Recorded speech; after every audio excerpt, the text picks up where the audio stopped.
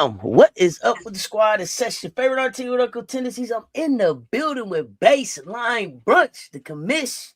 Brittany joining us soon. Y'all know what it is. Baseline Brunch late night edition. Commish, what's happening? You know, I just blanked on a song. I didn't have a song for y'all. So, you know, when Brittany comes, we're gonna try that shit again. That ain't gonna work. Hold on. Oh, I'm having a brain fart. Hold on. It's okay. You do your thing. Let me talk in the chat for a second. Jay, what's up? Michelle Sessions, what's good? What's good? Y'all, pull on in. We got the Baseline Brunch pulling up. So happy for these ladies having the flexibility in their schedule to still get an episode in this week. Had to get our Gamecock conversation in. Got to know what they think about upcoming Selection Sunday and just talk some other hoops. So glad to have them here this evening. Late night. We're going to get this in. Keisha Posey, what's good, fam? Oh, yeah, we knew that was coming. We're going to talk about that, too. And now, the commish. What's up, commish?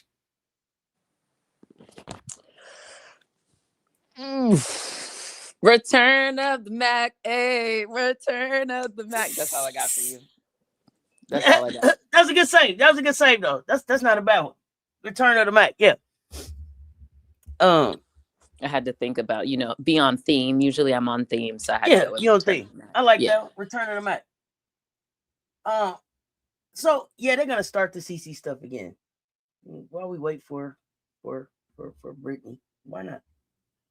Commish, you've been watching USA hoops. Yeah, we kicked off in Puerto Rico. Puerto Rico, baby, Puerto Rico. Thoughts? How are we looking? What do you think? We're there. Okay. We're there. I mean, look, here's the reality, right? USA basketball has a high standard. Yes, we do. And when did they all get together and start practicing? They didn't even move cities. They all stayed in Miami. Was it like Thursday night? It was like Thursday night or some shit? I don't know. So they got maybe like a couple practices in here or there. They practiced about 18 minutes so far. About 18 minutes, I think. Yeah. I don't know. It looks like it. And then on top of that, you got Kara coming down from, where were they? Duluth, Georgia. Yes. From the ACC tournament. And it just, that's what we're seeing. It's a good practice tournament. Yeah, it's a tune-up. I think the other thing that's making it really interesting is, first thing, I think Kara is taking this hockey substitution quite interesting. She doing her best, Kim Caldwell. Ain't she? Look, at the end of the day, she has to. I get it though, because she also not all these people are going to be on the Olympic team to start. I think more of them are not going to be on the Olympic team than are going to be or maybe it's 50-50. But I could see it leaning a little bit more towards most of these people we're not going to see on the Olympic team, assuming health, right? So when I asked on the live how many, it's funny you say that. When I asked on the live, folks were in between 6 to 8 folks off of this roster being on the final roster. Fair number? Not for me. Well, considering that Chelsea and J.O. and Ka are already on the roster. So not new people, but no, just 6 to 8 off of this roster. Period. Not all 6 new people. Okay, that's probably right, because I still have again. This all assumes health. Mm-hmm. I still have Chelsea, Jackie, clearly, Caitlin. Oh no, Caitlin's new. Sorry, let me not count that. Kelsey Plum. Was that 4? Ka. I think Ka, but what I've seen from Ka is a little mixed baggy. Personally, we can talk about who is looking a little bit more fluid to me right now. Mm-hmm. What is that? Was that 4 or 5? I thought it was 4, but Chelsea, I didn't count. Chelsea, Jackie, Kelsey, Ka. Okay, that's 4. Ka's on the fence for me. Spoiler alert. Okay, let me ask you. Okay, what about Oh no, go ahead, finish. No. So that's 4. So then, yeah, there's probably another 3 to 4. Like, because AB's not on the team, but I would have AB in the number, right? Like when Okay. we talk about who's coming. But if we're talking about who we're seeing on the floor thus far, who I've liked portion, like what I'm like, okay, they could be pushing somebody a little bit. I think Paige, Caitlin, Angel's on the fence because it depends. I think Angel probably, she might not. Like that one is kind of like a little, I need to see like what are the open spots we have. When we did this, when the original list was sent out of who made camp, like I had Angel as like a probably not, but I'm not sure. I'm not sure. Yeah, I'm just not sure. Okay, so then let me ask the question this way then. For some of the people that I didn't see. So Alyssa Thomas, do you have Alyssa Thomas on the roster? Not on the roster. On the Olympic roster, yes, I do, assuming health. Okay. Anescu? I have with an asterisk. There's a choose. See, I have Paige pushing Sabrina out the way. Yeah, my thing is, I know it's International Women's Month, but there needs to be a quote on how many white girlies we have on our team. Not because they're white, but because they tend not to play defense. So I can't have Kelsey Plum, Caitlin, Paige, and Sabrina. Hell no. Okay. I can't. So we want defense. We want defense. This is the first thing. We also have to remember this is a care team, but I also understand the politicking that happens. But I just think it's a really bad idea if we have that many people who on the wing and at the guard spot are food. They're literally barbecue chicken. That is what we've been seeing, especially this game, right? And even in Senegal at times, like there's just no, like okay. That's me, but I've said that. I got you. I see the chat saying. I see the chat saying you're right. I see 100 commission. So then let me ask you this: in your mind, is Brittany Griner definitely not on the Olympic roster? Oh no, she's not on the team. Really? Okay. No, absolutely not. Okay. So the person the 6'9" person that takes her place is who? Well, not necessarily 6'9", but what's that height person? Is that Cam Brink? Is that somebody else? What does that look like for you?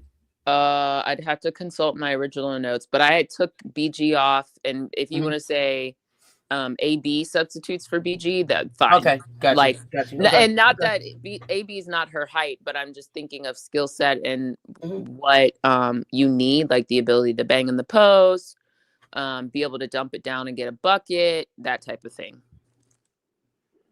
Okay. Nafisa Collier on this team or not healthy enough to be on the team? If she's healthy, she's on the team. Okay. But not playing next month. Oh no. Can she even walk? I don't know. That's why I'm not clear on if she's had all of her. I don't know if she's had all of her surgeries or was she? No, I don't know. That's what I'm trying to figure out. She was still waddling in that boot towards the end of Unrivaled, so I don't see that changing personally. I don't think she's healthy. I even have questions. Will she even start if the W season even starts on time? Is she even what is that looking like? I don't even have her set on the W. Like I don't know how long, but I don't think she's there opening day. I didn't know if she was if actually Doug training camp and everything was in jeopardy. Okay, so I'm assuming normal time. I'm not even doing this supposed training. Like I just didn't even think she was going to be healthy enough for like a regular May whatever start. Got you. Okay, so then what about, I guess the last person that I would ask about, because I think we pretty much agree on everybody else, is Jewel Lloyd. No. Okay, they said she'll be back June or July. I think this FIBA World Cup, but we'll play in 2028. We'll skip this one, play in 2028. Okay. So, and then Jewel Lloyd, you just said is not an option. No. And then who is taking Jewel's place? So is that Paige there? Is that Caitlin taking that place? I don't think that way. That's why it's kind of hard for me to answer. I'm not thinking necessarily who's taking her place. I understand why you're asking the question, but that's why it's a little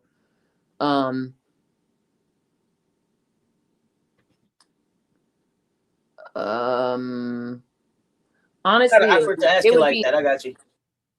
What'd you say? It's kind of awkward to answer it like that because you can't necessarily go player for player. Yeah, when I'm Gotcha. constructing the roster, I'm not thinking player for player because there were already deficiencies in the last one. So I'm thinking an aggregate. But if I had to say, I guess it would be Ryan. Like I think because that was So that you was got Howard, you got Ryan time on the squad. yeah. So kind of taking us back to one of the original baselines we did when the Olympic stuff started coming out. That was one of my things is I looked at all the possibilities of like the names people were and I was just like, where is the defender? Like Jackie can't be your only defender on the wing. Mm-hmm. Like you need another one. And to me, that's why I if I recall the conversation correctly, that's why I think a lot of us were saying either Ryan or Lee. Where's Ryan? Where's Leash on this? Like we need a little bit more of that 3-and-D for real. I also think you need better spacing. I think that's been part of the problem that I've personally seen. Again, with a grain of salt, because this is not our full Olympic roster, but at times I was just like, the spacing is ugh. And I see Riri saying that I think Ryan takes Kai's spot. And that is actually what I was alluding to. I'm not sure Kai's, I don't know. I think if someone does take that, I agree with that. But I was leaving Kai there for now. But Ryan, I think, is now stronger in the consideration set. And in general, just her skill set, regard what you're seeing, what you've seen before. I think Ryan is a better fit for what you need right now. Okay, so can Ryan Howard close the show like Kai did for us in Paris? Now that is a separate conversation. Yes, it is. Listen, look. Mm-hmm. Not listen and look. I gotta listen and look. Listen, look, and stop. And feel. Look. Yeah. Listen. What's that sound?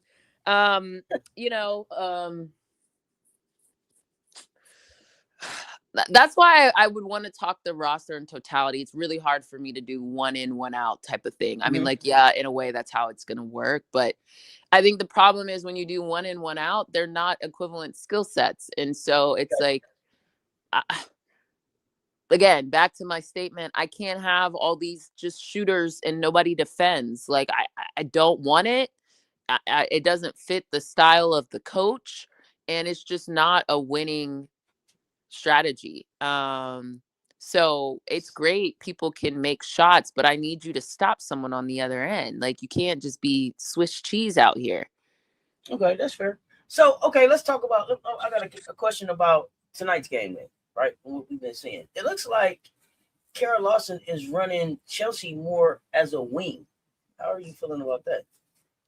I have no problem with that. I mean, that's kind of what happened in the Aces Phoenix series a little bit. At times, Chelsea Gray was off ball and Dana at times was pushing.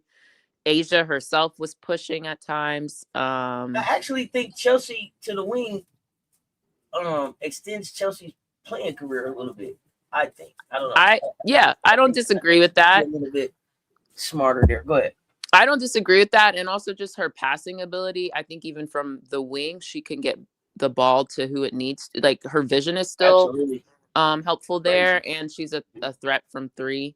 Her pull-up mid-range works too. So I think actually Chelsea's pretty versatile. Like, yeah, it's pretty versatile. It just depends on what your point of attack, what you want it to be. I think when you have Paige, we saw Jackie at times playing point guard today. Yes. I'm gonna just stick to the actual guards. I'm not gonna talk about, the bigs playing point guard, but because I have issues with that. But that's again. Oh wait, but I have a question about that. Okay, go ahead. I'm sorry, because what I saw was like it was times where it was like Angel got the ball off the rim and she was ready to go, and then Caitlin was still kind of standing back there like, let me get the ball, and it was like that's a point forward. She's going, I need you to go with her. Yeah, I feel differently, but I think at times it works, but there were times where I thought she over dribbled and then got us into. Oh no, who you talking about, Angel? Yes, I don't love. I'm Angel, not saying. Go ahead. I'm not saying that I'm saying that that's the way to go. But what I'm saying is that it just seemed like her natural thing is to get it off the rim and go. And at times it seemed like Caitlin was just back there like, yo, let me get the ball. So to get the offense going. And I didn't know if that made us look clunkier on the other end or how you felt about that. I think I saw Ryan Howard also kind of get the ball and go. So It feels like, so sorry, what's the question, just to make sure I'm tracking? Is there a question, or you're just I just want to know how, if you feel that there, if you saw that clunkiness there and what you think about it. Yes, because like I said, I felt like Angel was just kind of like being I'm in Angel mode, I'm in Hooper mode, and it was like, so I'm not going to talk specifically about Angel unless you want me to, because people get twisted about stuff. And it doesn't necessarily have to be Angel and Caitlin. No, right? I know. I'm saying, yeah, I'll come back to that if you want me to specifically. Yeah, we don't have to necessarily speak about those names, but we can just talk about the fact that there are power forwards that were looking to get it and go, and then the point guard kind of still standing around like, hey, let me get it and set up, and they haven't talked it through. So here's what I'm trying to say. There's a lot of people playing with each other for the first time.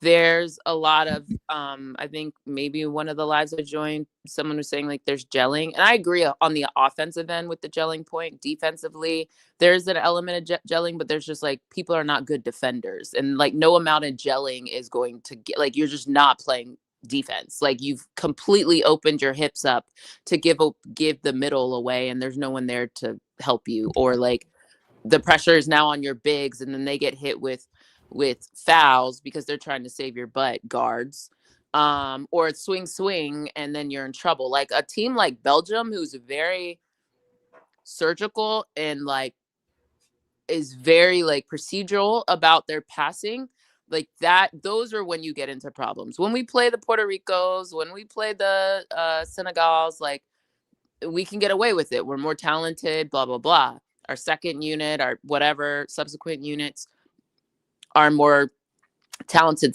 than them. But when you start playing the Belgiums, the Frances of the world, shout out Miss US, what is it? Miss USA, Miss World, Miss whatever.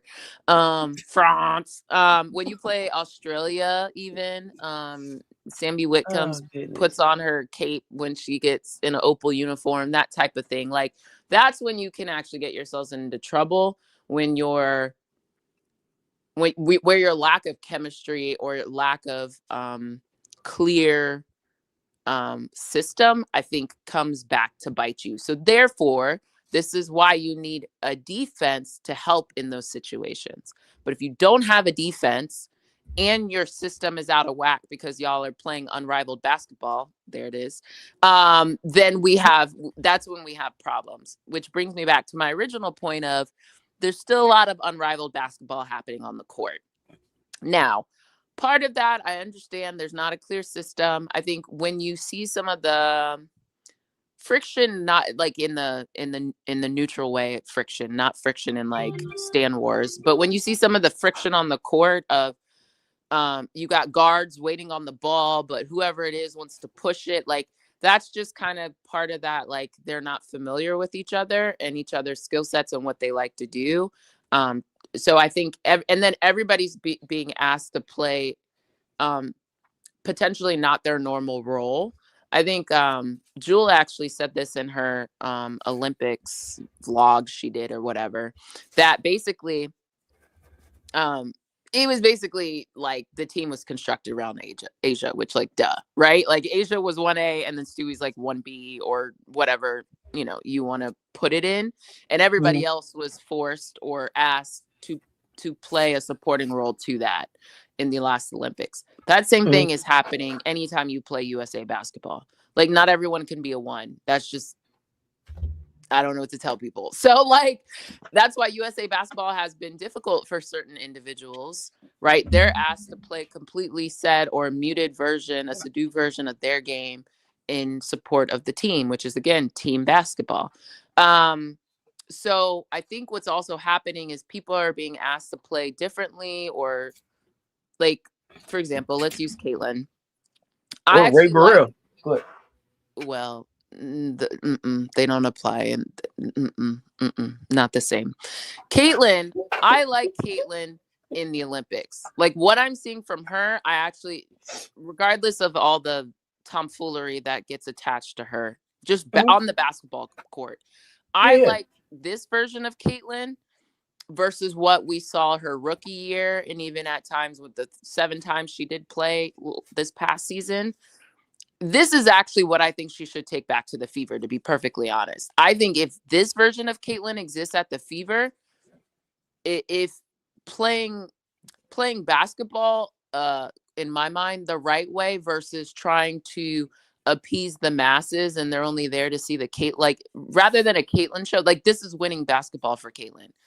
Court, maybe not today as much as the game yesterday, but the court vision, the passing ahead, the getting the ball to the right people, the using your skill sets to get there, shooting when you need to, but shooting first isn't the option as the point guard.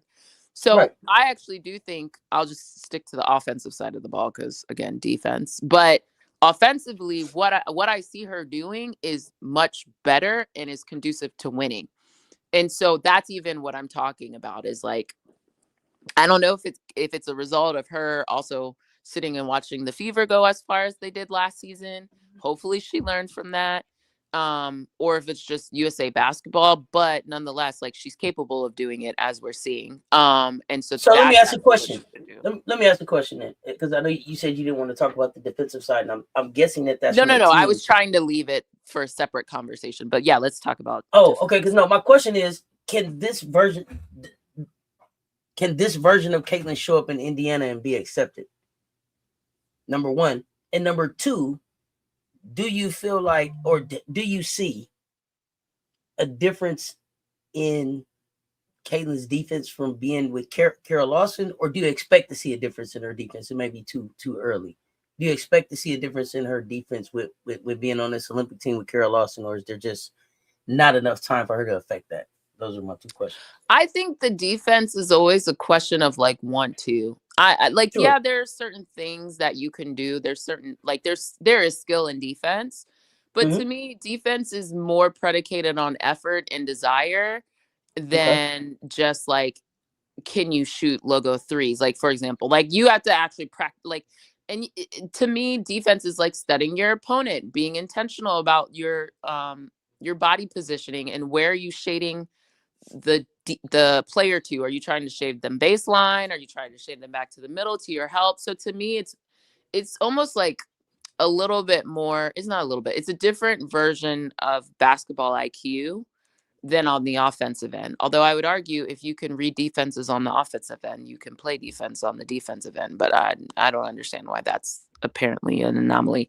And then the other part of it is there's a lot of girlies who conserve all their energy to shoot shots instead of defending, because defending is hard and it takes your legs and you got to sit in a chair and you got to slide your feet and you got, you know what I mean? Like you got to constantly be moving. Like you can't loaf on defense. Like that's actually what makes people good defenders.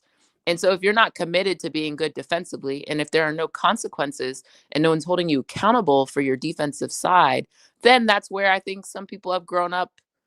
They weren't held accountable for defense. So they didn't play defense.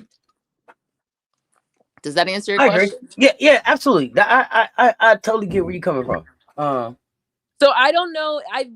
Now the new question is, so I think the second part of your question was, will we see a different defender from Caitlin and Kara? And I think the answer partially will be yes, because you're not expected to be the offensive carrier. You're like, that's not what Kara's asking you to do in her system. No. I'm sorry. Will we see a defense that she can carry back to Indiana from being with Kara? I guess is what I'm trying to see. Like, how much can that's up to her team. Being with this defensive-minded coach impact her as an individual defender? Is what I. But I mean, yeah, it will. It's up to the team. I got you. Because it's, again, the system. It's not only the system. It's what. Okay, let me say this. Let me repeat it. If I'm not making sense, I'll try to come up with a different way to say it. Because in Team USA, Caitlin is not going to be allowed or enabled to not play defense.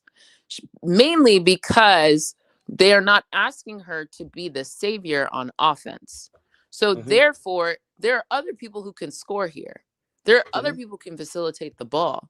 I don't need you. You don't get to loaf on defense because we're expecting you to put up 40 points a game. So therefore, you have to play some defense to get play on this court. So it's kind of like an accountability, nor is it a functionality that I need you not to play defense. Does that make sense? I get you, but I also feel like in Indiana, ain't nobody asking you to be the savior, girl. It'd be But weird that's that what you I'm score. saying. But that's what I'm saying. But they're not holding her accountable. That's what I'm saying. Right. Like what I'm seeing from Caitlin is more of a concerted effort to get others the ball. There were multiple times this game you kind of saw her like her inner whatever gremlin want to shoot some shots, and it like you could tell she like she stopped and like thought about it and then was like, I need to pass the ball, like you could see her inner dialogue coming out. Breaking a habit. Exactly. Yeah, so I think for Caitlin, it's now going to be a question of, it's not that I don't think she can do it. Like she can run around the court for half the time, chucking up shots. You clearly have the endurance.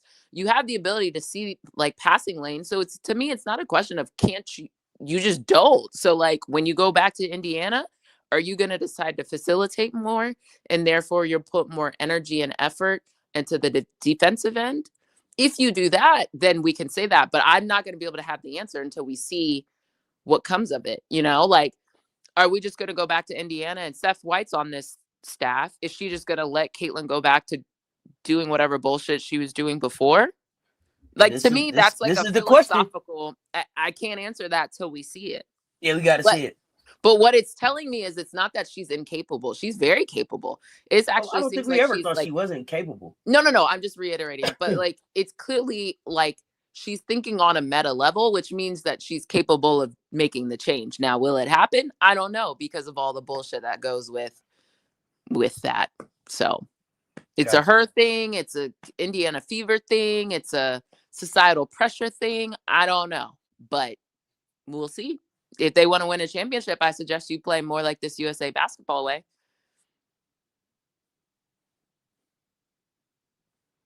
Exactly.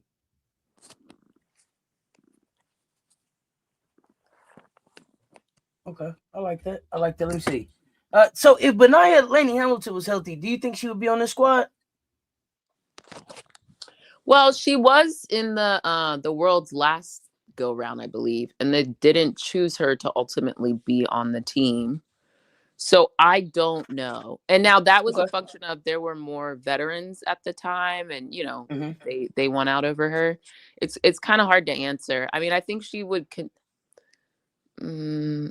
She hasn't played. She just hasn't played in that long. I think she has the skill set though. Like I do think, but not because Benija will get it. Will get in a stance and guard, and she plays with the other people at the Liberty where she has to take a bigger back seat. She probably would fit a role a lot easier than maybe some of these other people who normally are part of heliocentric offenses being asked to fit a role. So like, I think if she was healthy, I'm kind of talking it out loud, with a Kara who's a little bit more defensive oriented, yeah, maybe Benija would probably be in the consideration set, but she's not healthy, so it's kind of a moot point until we see her back healthy.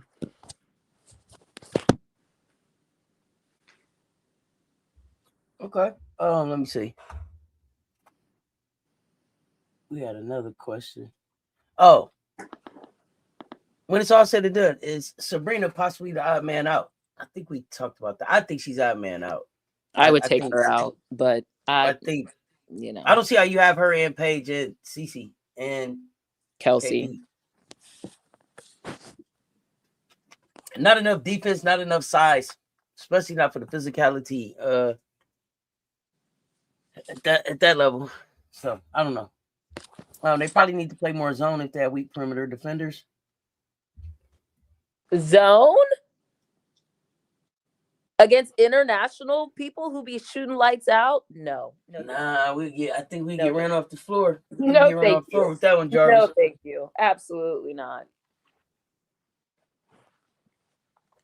Or zone with select teams, but I'm not gonna just say zone.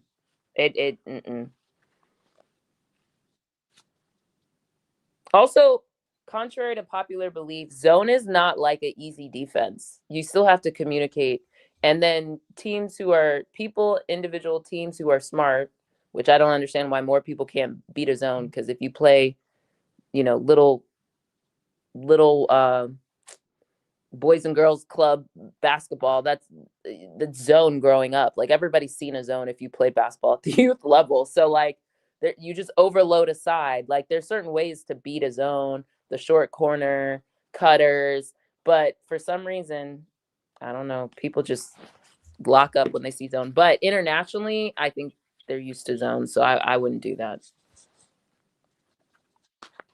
What skill do you think translates the fastest from college ball to international ball for our newcomers? College to for the Olympics, on our side?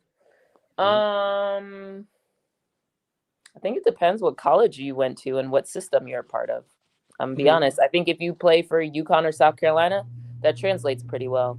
If you're the one who always had the ball in your hands, depending on what your skill set is and what position you play, I don't know and do you defend, right? Like, I don't know if it's just like and what league you're a part of. If you're part of the SEC, I think you're a little bit more used to physicality. If you're part of fill in the blank, another, I mean, because global basketball is supposed to feel different, right? It is different. That's what I'm saying. It should feel different for them. So there should be some type of adjustment that we should expect. So we should be seeing different type of reads. We should be able to see. This should also expose who can scale their game and who can't. So I'm watching for a lot of things. But I'm curious, which young American player are you most curious to watch in this cycle? Young American. How are we defining young? Are we our newbies? Our newbies. Timers? Okay. Yeah, first timers. Yeah.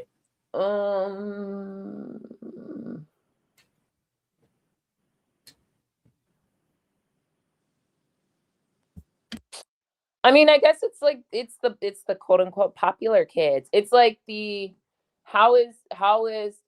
what is a Paige, a Caitlin, an Angel, right? Like the ones that ESPN keeps shoving notifications down our throat. Well, it's really 1, 2, but what do they look like and how do they adjust in this system? I think especially for people who are used to either the ball in their hand or the central person or the main person on their respective teams, like how do they get in and fit in? I think you saw some good stuff and some stuff that exposed where people still have challenges of those three. So I think it's just who handles it the best throughout this time period. And I'm not convinced this is going to be the only time we see them. I think they're all going to be on the roster for September. And then the question becomes who stays. I could see that. I could definitely see that. Yeah. I don't think they're going to get a quote unquote cut or eliminated or whatever word you want to use as a result of this, because you're going to want to see them alongside some of our other main staples.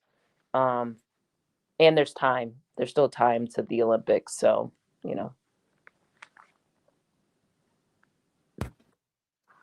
is there something that Kara has done so far that you like or dislike so far with the way she's running the team? I don't like it, but I understand why she's doing it. Like, she has to see as many combinations as she possibly can to try to get a sense of what it is she's looking for. So there's that.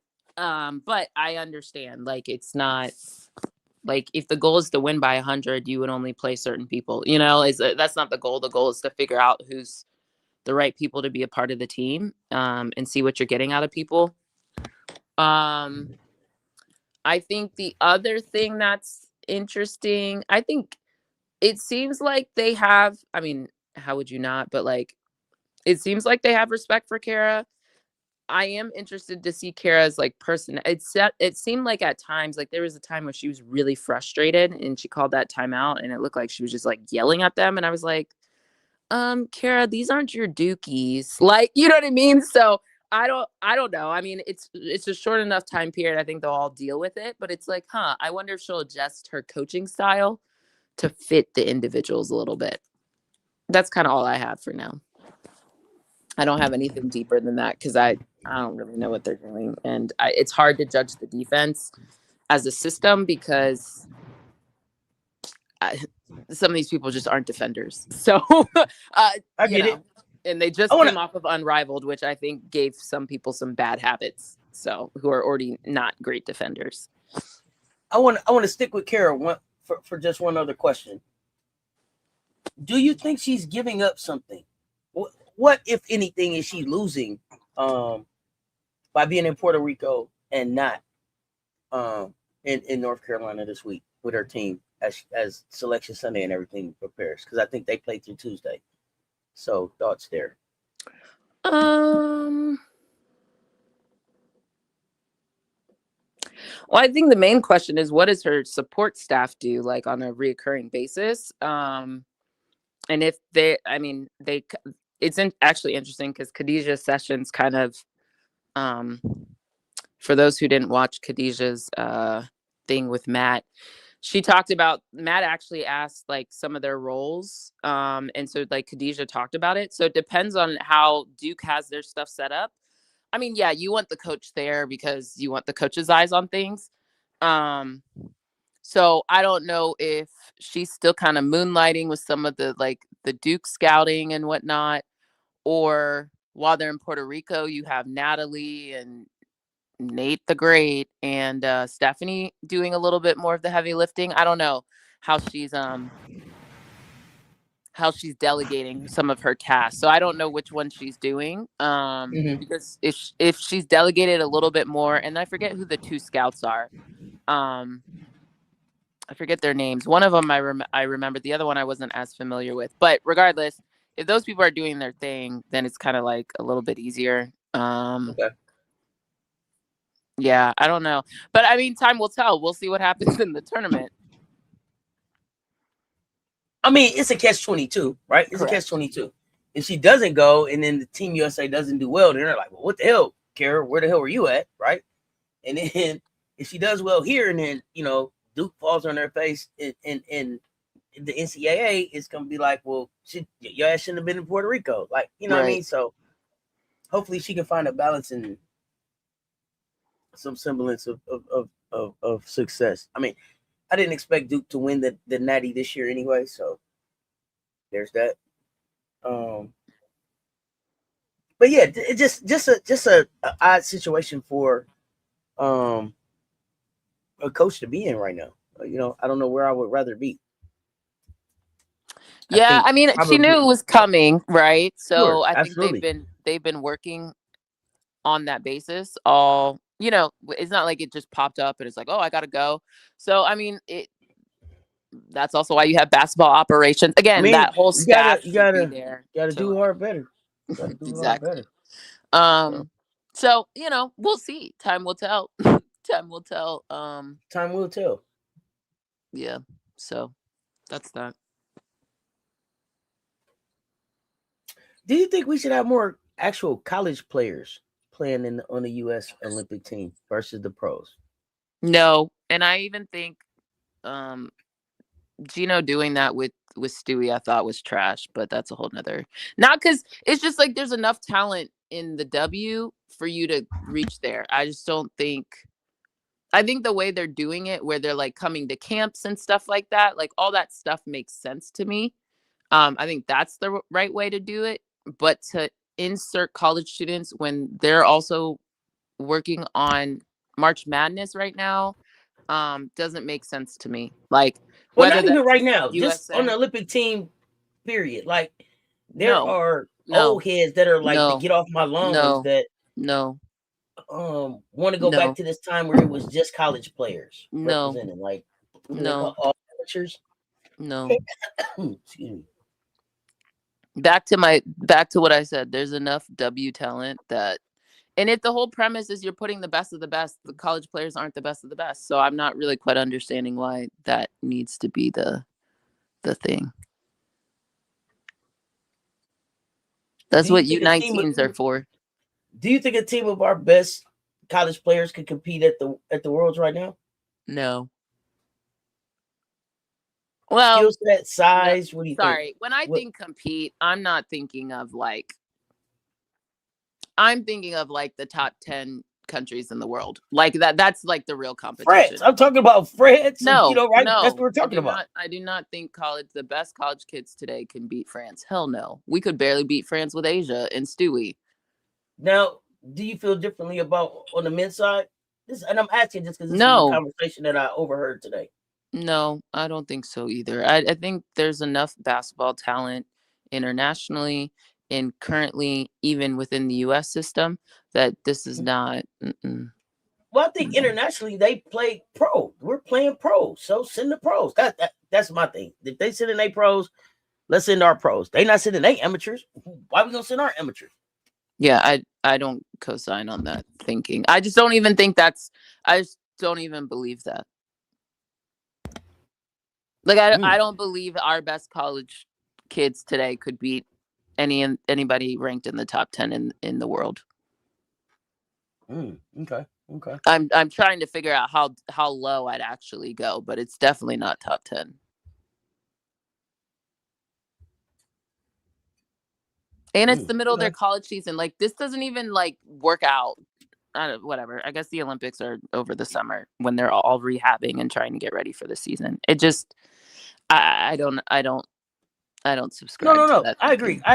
No, I agree. I just was wondering. It was an interesting conversation, but I know it go. So I'm old enough to remember when it was pretty much college kids that they were sending, right? So I remember them being like, "We were getting picked on. So you got to go get the dream team, right?" So I remember that. And I'm saying we don't live in that world anymore. So that's why not. it doesn't I think make the sense game to is. Me. Yeah, we don't operate in that world. Like our W talent versus France struggled, or like it was, you know what I mean? Like we barely beat France. Like, and I'm not saying that we play France 20 times and it would look like that every time, but it's the margin of error is not the same as it was 20 years ago, 30 years ago. Like that's not where we are. So like that. Well, I think doesn't even. I think people also get caught up in recency bias, right? So you see us destroy Senegal, you see us, I mean, Puerto Rico, and then you think, we could send anybody, and you can't just send anybody because it's other competition that's going to be there. That's why I said competition is the top 10 ranking. I don't count Senegal. I don't count some of these other countries. I don't mean to be disrespectful to people. No, not disrespectful. No. Love to see the game growing. I'm love to see the game growing. When people make these statements, they're respectfully, I don't think they're thinking holistically. I think they're that's not a fully formed analysis. That's what I'm trying to nicely say. That's even like some of the conversation around like Alabama could beat the Cleveland Browns. And it's like, no, like they really like, even when Alabama was really good, like, no. What did they just ask me yesterday? Was it, could the McDonald's All-American team, could the college All-American team be a WNBA team? No.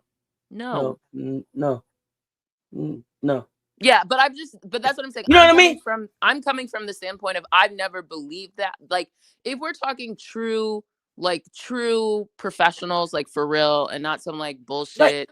I'm talking about Asian them. Yeah, like absolutely not. Like even that's what I'm saying. Even the best NFL, like worst NFL team, still has Myles Garrett on the team. Like, you know what I mean? Like, what are we talking about? Like, I hate that line of thinking because it's always bothered me because it's like it doesn't. Even the worst team has number 1 draft picks on their team. Like that's by nature what happens. So like. I just don't even understand why we entertain the conversation, to be perfectly honest. I don't subscribe to that thinking. So that absolutely. I'm not the person to ask that question because the answer is going to be no. No, but the answer is no, though. It's not because you're that person. It's not because you're that person. It's because the answer is no. That's why. Right. Yeah, it's not because you don't want to have a conversation. It's because the answer is no. The answer is no. Women's hoops, right? What is the biggest sign to you right now that this sport has grown up? Grown up versus when?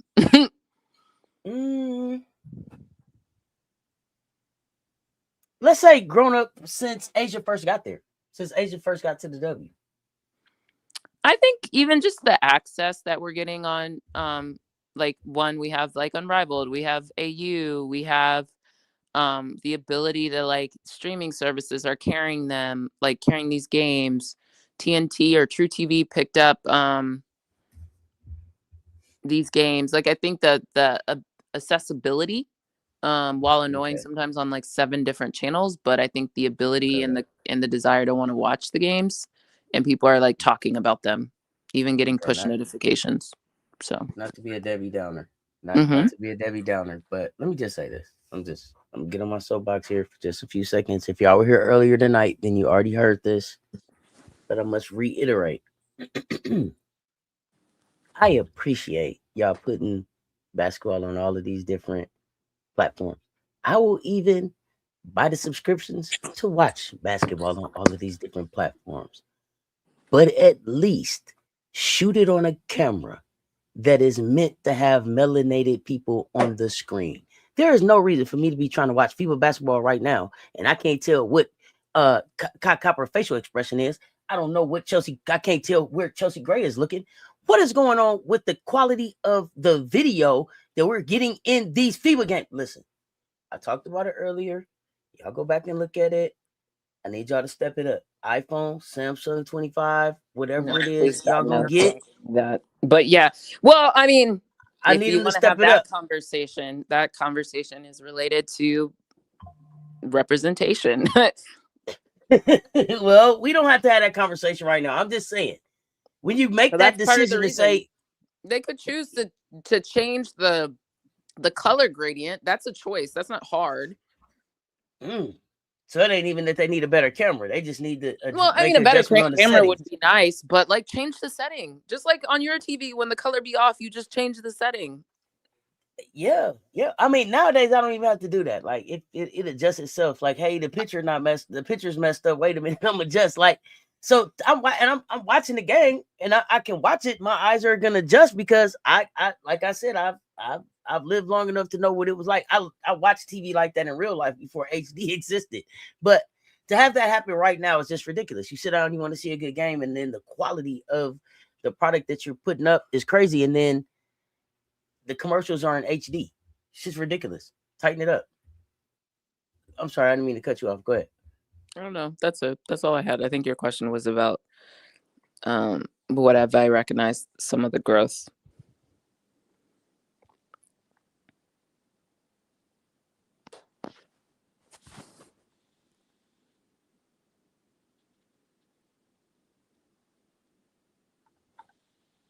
Okay. I think I was on True TV, spoiled brat. It was, goodness gracious. It was hard to watch, but I stuck it out. I just started. I was watching by hairstyle, straight bust down, messy ponytail, like that. Oh, I was doing it based on the movement because everybody moves a little different. So, like, Chelsea, them legs. I know Chelsea legs. It don't matter. I know Chelsea. Or the shoes. Yeah, like I used but yeah, it wasn't clear. Like it's the quality of my TV had Paige Beckers looking like Dejanay out there. The blonde Dejanay. Yeah, blonde Dejanay. KP was out there looking like Kia Nurse for no damn reason. I was like, what the hell? Come on, man. Y'all got to tighten up. Make the adjustment. But maybe I'll try on TNT next time, spoiled brat. But on my TNT, it wasn't listed as showing. It was only on like True TV. I didn't have it on TNT either. I think I was on True TV.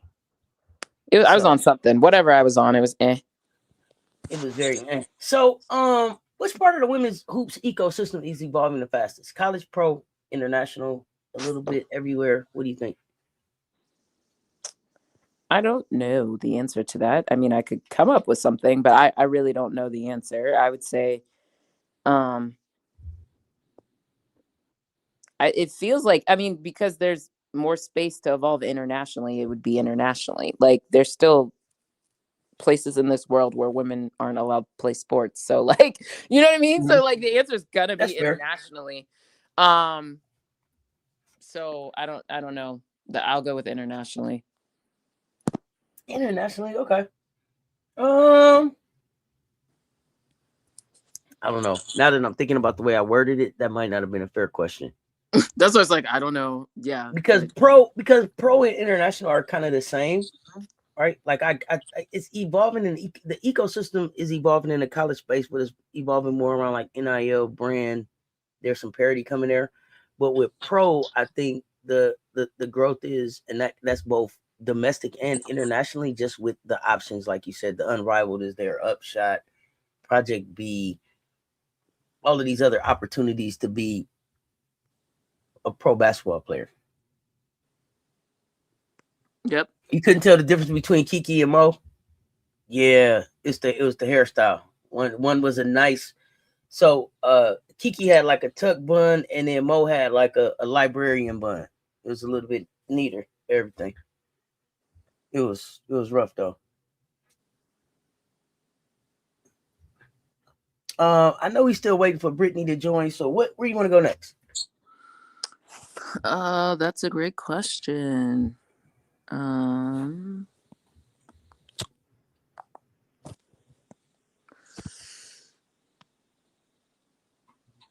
don't know. I'm stuck. My brain can only think of the thing that we want to discuss. So, what else you got? I mean, I got the thing that we wanted to discuss on my head too. So yeah, I was like, I don't have. But I don't want to. I don't want. Chat. What's the chat got for us? I don't want to go too far with that before getting Brittany here.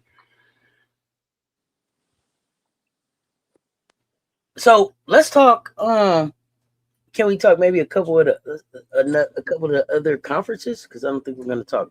Other conferences with Brittany. We can do that. So SEC aside, I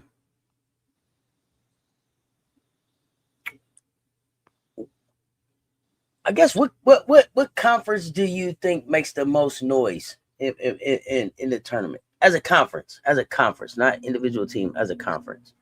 The Big Ten. Is that because of UCLA?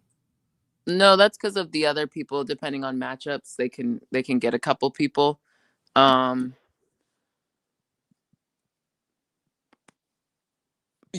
I think that's it. And also it's a numbers game too, right? Big Ten has a lot of people as well. Like I think us in the Big Ten, I think Big Ten might have more. I can't remember the latest bracketology or whatever, because I don't really spend my time looking at that. But don't be a hater like that. I'm not a hater. It's just so much can change. So why spend my time? Wait. Forget all of that. I know what I want to talk about. Well, I know what I want to talk about. I'm sorry. That's fine. Go ahead. Let's throw all that out. Where I should have went was next was this. Bam, 83. Your reaction to his game, and then your reaction to the reaction. To the reactions. Yeah, if you don't mind. Yeah, no, that's a good one. Yeah, I mean 83, to me 83 is still 83. We can have conversations about how you get there and this, that, and the other. The reality is Bam had 31 in the first quarter, and I quickly was like, wait, who am I playing in our fantasy to make sure Bam isn't gonna torch me today? So like, look, 81 or 31, 32, whatever he had, right? I think for me, the reality is there's so many, how do I say this? I think there's a lot of what's the term, unethical, that some people are using, and I think there's a lot of unethical basketball just being played in general in the NBA. So like, to me, this feels like a whole bunch of whining because it's not your fave or you don't think this person's deserving, and I just find it to be kind of part of the narrative that we're just seeing in general in sports, where it's just like a lot of this is stand-up. Like the guy scored 83. Like, isn't it actually kind of more legit that someone who people don't think is capable of doing this, which clearly he's capable, is scoring 83? Like, isn't that more of a reason to be like, oh, okay, like this is his version of scoring 83? One. Two, if everybody could score 83 against the Wizards, why hasn't it been done? That was the same question I had. Like, I just, it's a choice. Didn't Luka have like 70 something? Like, there's a lot of people with 70s. Even the stand-ups of the Kobe stands. I'm just like, you guys need to chill. Like, first thing, a record wasn't broken. The record is 100. The record is 100. Let me repeat. The record is 100. The record is not 81. That just happened to be what Kobe did. In modern era, sure, I'll give you that, but that's not a record. Like, let's not just like pick and choose what's records all of a sudden. That's like someone but it being also like, didn't erase what Kobe did. But hold on, that's like someone being like Usain Bolt, whatever, the million times he broke records. Oh, I broke Usain's like 4th best record. It's like, okay, but you didn't break the record. Like, it's not a record if it's not the record. Like, come on, did you blueprint or did you not? One, and then the other thing is, a lot of people seem to have like rose-colored glasses with how I think even some of these people have scored these points. Like, Kobe they didn't pass the ball to anybody else in the 4th quarter against Toronto. Like, it's just frustrating that, one, people are saying that Wilt didn't score 100. So let me get this right.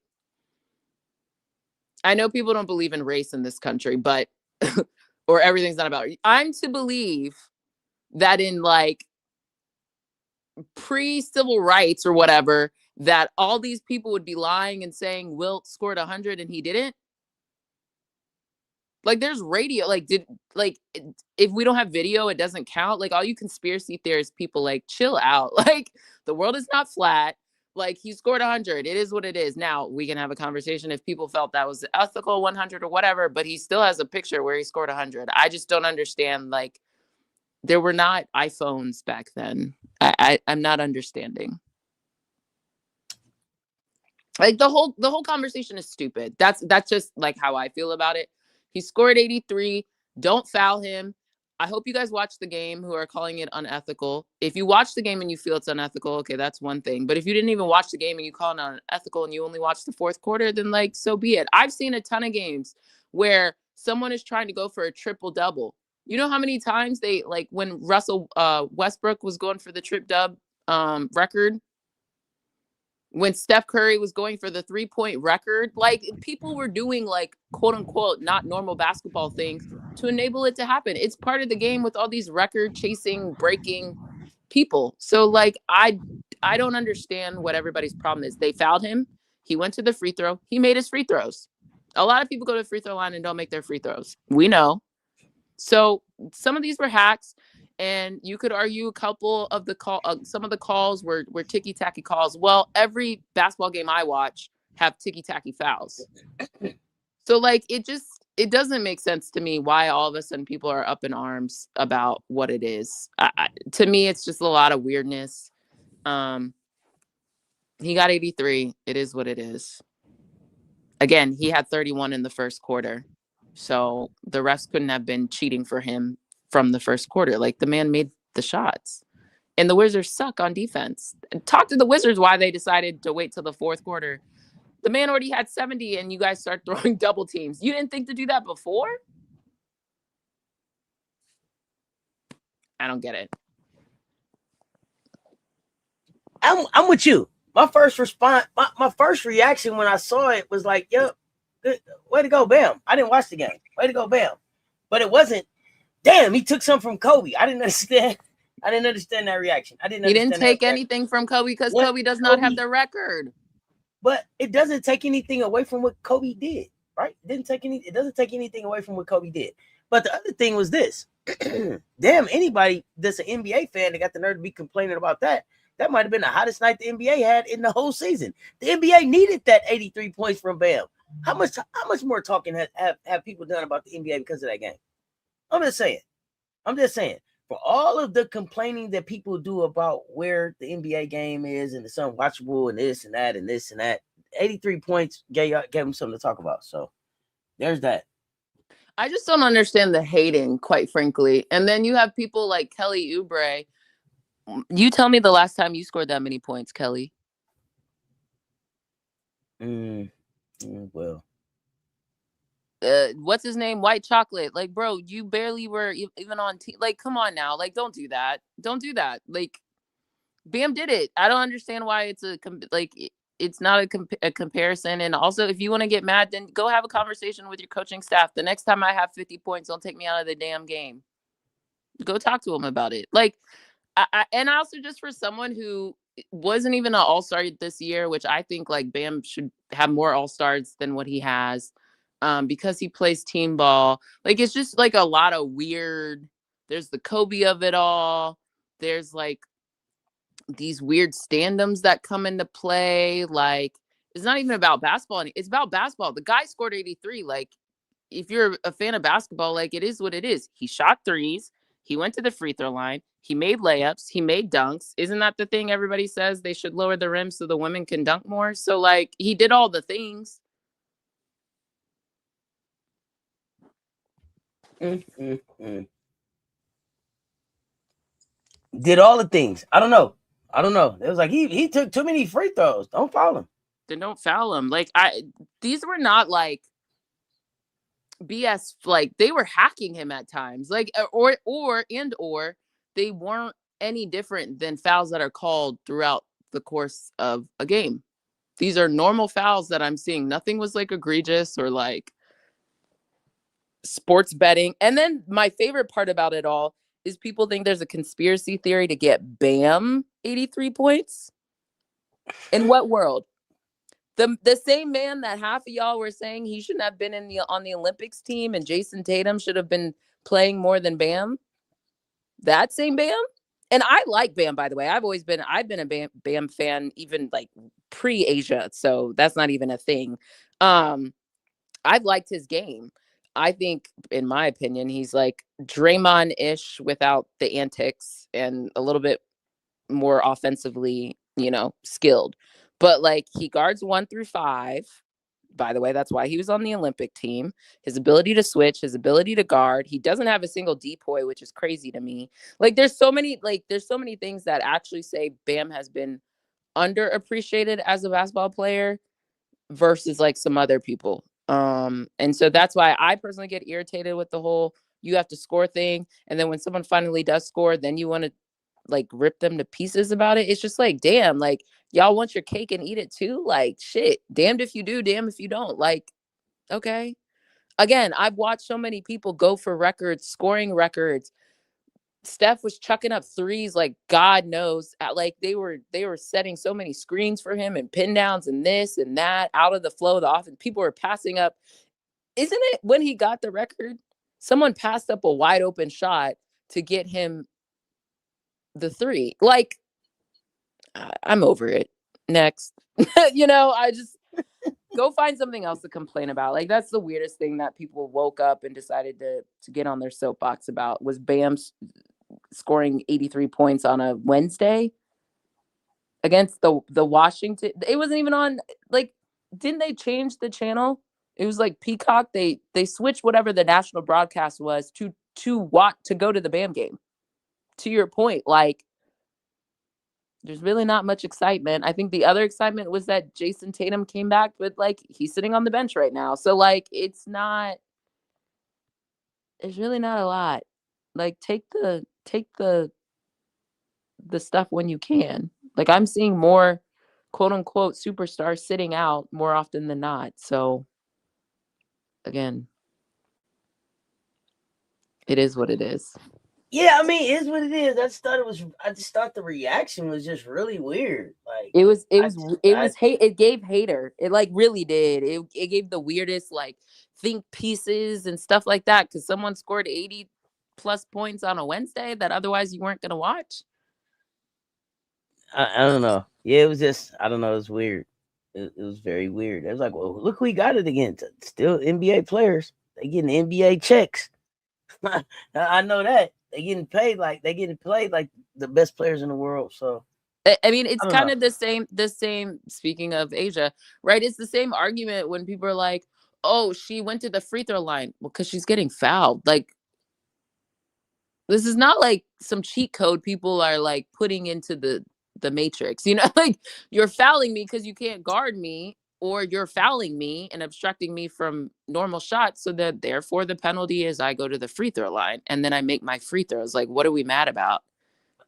Like the rules didn't change. Was he supposed to go up there and miss him? Was he supposed to be like straight on that foul? I don't know. Like, it's just weird. Oh no, you really fouled me, but you guys can take it out. It's fine. Like, what are we talking about? Like, then people want to say it's not competitive. It's just every argument people have is now being used in the opposite against Bam, and I just find it quite strange. Quite strange. Absolutely.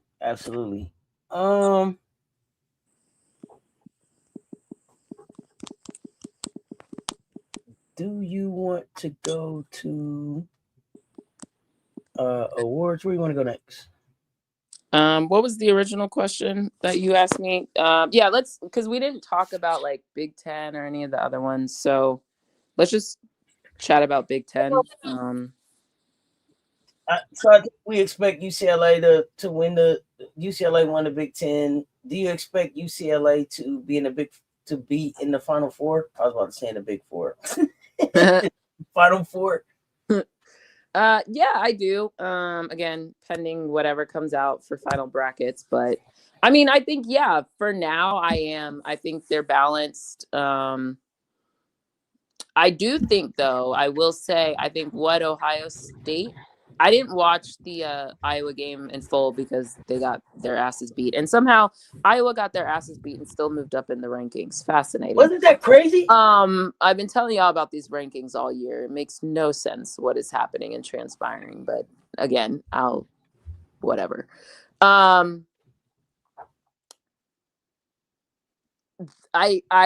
will say UCLA has challenges with dynamic guards. I think you saw that with Jelani. I think certain people who get matched up with them, that might be their watch out. And if you can have a dynamic guard and production in the post, then I think that is a recipe to beat UCLA. So we'll see who gets matched up with them and how far they go. But that is one of their challenges.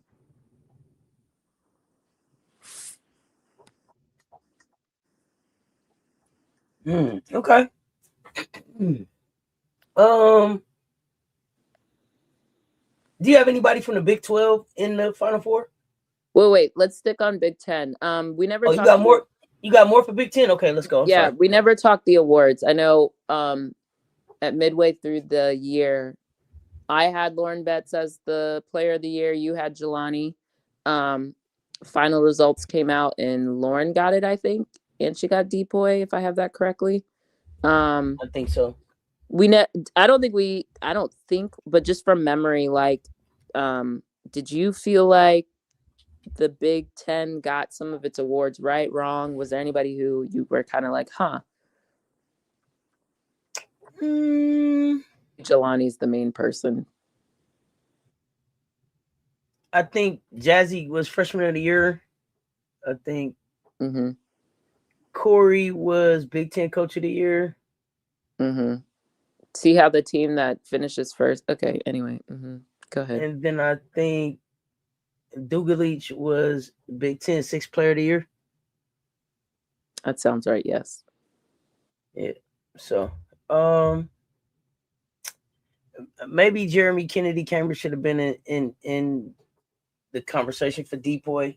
I would have to go back and look at Ohio State a little bit. But again, I'm of the belief that the award should go to the team that's in the that's number one in the conference. That's just me. That's just how I think. I don't know how you can be the it's not a blueprint.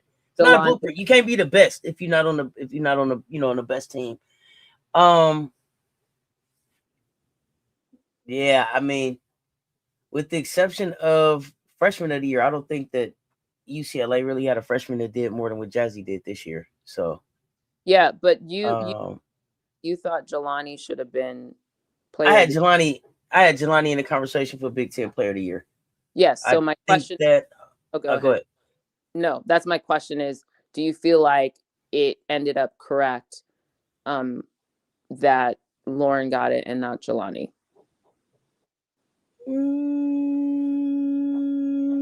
Do I think it ended up correct? Or like, do you have a problem? No, but I think it ended up the way that it was going to go the whole time, right? Like, I'm not surprised that it's Lauren Betts, but I think you can make a case for Jelani Cambridge. So, if you were in charge, would Jelani have won Player of the Year for the Big Ten?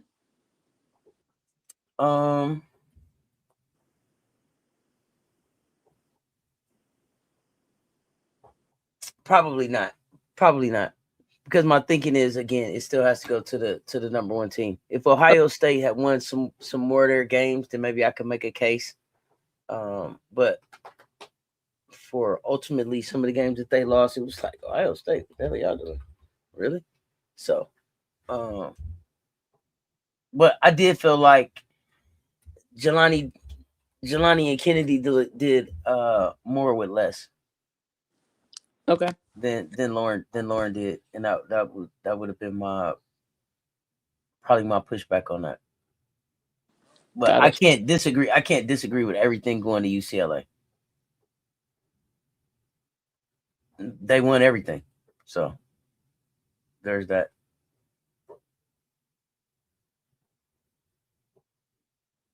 And maybe if Jelani would have beat UCLA, because I think she saw UCLA 2 times this year. Well, I think the awards came. I think the awards came out after she before she played the second time. Right. So yeah, I can't argue with that. But yeah, I had Jelani, and Jelani was the person whose campaign I was campaigning for. Jelani. Cambridge, I feel like it's just, and then I just felt like Elsa Limela she had a real up and down season, real sophomore type season. I don't know if she was battling injury some. But yeah, I feel like she did more with less. But even next year will be a test. Shout out to Jelani though for being selected as a Don Staley Award finalist. I don't think we talked about that, but keep going with Big Ten. So I am. That's all that's all I got. I had a couple more without looking at the list though. I can't come up with it. But when I looked at it, I think some of the first team, the second team, the honorable mention team, I was just like,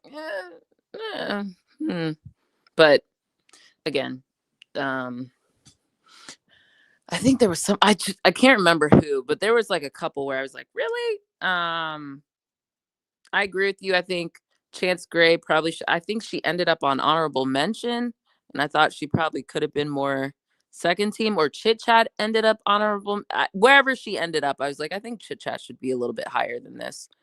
But again, we see that with every league. Okay, so here I'm gonna give them to you real quick. So first team: Sarah Strong, Lauren Betts, Michaela Blake, Stacey Fudd. No. If you're giving me Sarah Strong, then you're giving me something different. We're not. This is not Big Ten. This is all. Oh no! I was giving you All Americans. You just okay. So we're having a different conversation. Got it. No. We could shift. I was talking about the Big Ten. I thought you knew the Big Ten awards. I can pull those up. Hold on. No. I don't know. It's okay. There's like 30, 40 people on that, and there's the media and the coaches. But I was just saying, like a couple. I was just like, I think this person's too low. Like Chit Chat, Kennedy, stuff like that. That's kind of more what I was calling out. But we can. Do you agree with Kiyomi McMillan on the third team? Sure.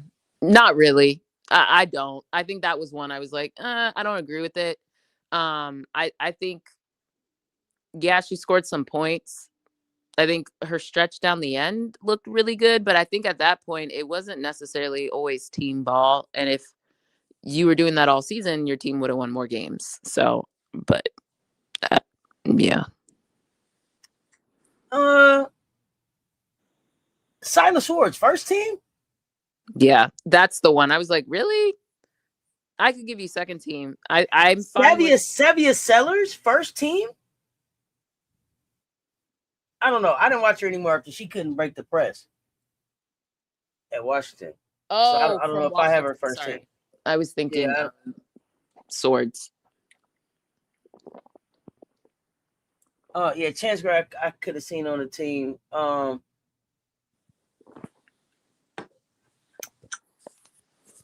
Shay Chizeki, second team.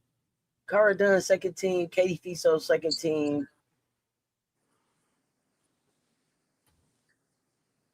Well, Chance Gray got honorable mention. Neepkins honorable mention. Interesting.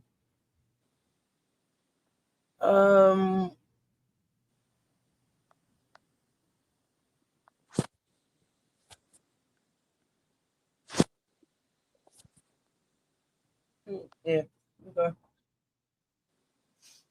Okay. Well, there's that. Yep. So anyway, no one I'm gonna like, you know, like, yeah. Ain't nobody that's like, oh my gosh, but I don't know. Did Stokey do enough to be second team? I mean, her and Ava were pretty much a 1-2 punch. Okay. They gave a lot of teams fits. I think, yeah. But did Ava and Hannah do more or less or about the same as Olivia and Siler? Like Olivia and Siler are both first team. Yeah, that's what I was gonna say. Like, I don't think Silas Swords should have been first team, respectfully. I just don't. I think her season was too up and down. I think that's a second teamer to me. I thought Hawkins had a pretty good season. She's on second team. But the thing is, Hawkes is like UCLA is like the South Carolina of the SEC, as far as they have a lot of people who certain nights it's this person, certain nights it's that person. You know, so it's like from that perspective, they're pretty balanced. Okay. Now, okay. See, Gracie Merkel made it like third team. And that's the stuff I'm talking about. It's just like, why are we putting, respectfully, why are we putting people in the basement of your league on first, second, you know, it doesn't sit well with my spirit. You know, it just, something about it doesn't feel right. Like, we have to value something. And I understand some people like to make the argument, these aren't team awards, these are individual awards. Well, that's part of the problem. If I'm on a team that's losing, it makes it a lot easier for me to chuck up shots. So now we're rewarding people for just whatever. I don't like it. So I'm not a fan. I think winning should, like, more winners should be on these lists. And if you're going to do that, I think there's other people who maybe their team didn't win as much should also probably be getting recognition. Like, is the Tute on there? I don't think so, No, right? not at all. Like, just from watching, like, a Tute seemed to do really well when, you know, it's just like stuff like that. But we can move on from the Big Ten.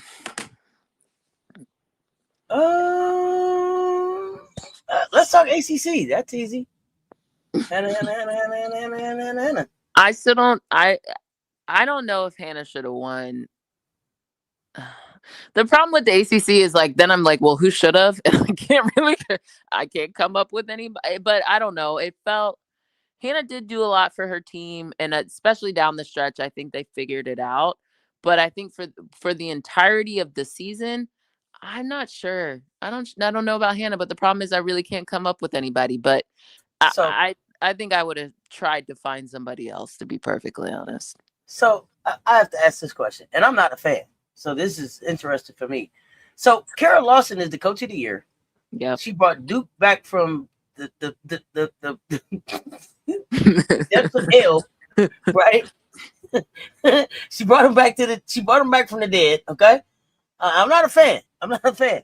But not one of her players, correct, was like player of the year, defensive player of the year, nope, rookie of the year, nope, player of the year, nope, player, nothing. That's what I'm saying. Like, sometimes you just look at this and you're like, guys, I'm so sorry, Hannah. Fine, Hannah, you can have defensive player of the year because of all your steals, but I can't give you conference player of the year. I'm sorry. I can't. Like, that's my point. Like, sometimes you got to step back and look at this stuff and be like, does this make sense? So, and you're telling me the only person who got recognition was the coach? The players didn't do shit? At some point, I'm sorry, I gotta cross your name off, Hannah, and or you figure out who you're gonna give defensive player of the year to. Somebody's got to get something from Duke.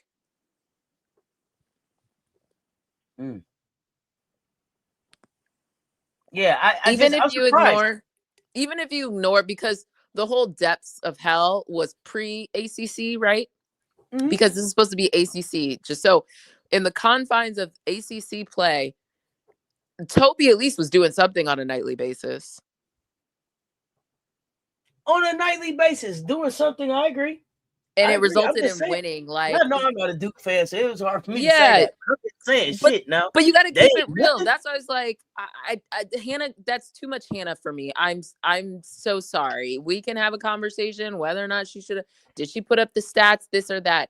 But I don't understand how you can win the ACC, have coach of the year, but to your point, not one person. And then I can't even remember the first team and the second team, but I want to say maybe Toby was the only one on all team recognitions. Correct me if I'm wrong. So you got Tiana Mira too. As far as all ACC first team. Oh, she made first team. Okay. That's good. Mira should have made it. But then you got Ashlyn Jackson on the second team. Yeah, okay. Whatever. Brittany in the building. What's up, fam? Go ahead. I'm sorry. Oh, hey, Brittany. Hey, guys. Yeah, hey. I don't.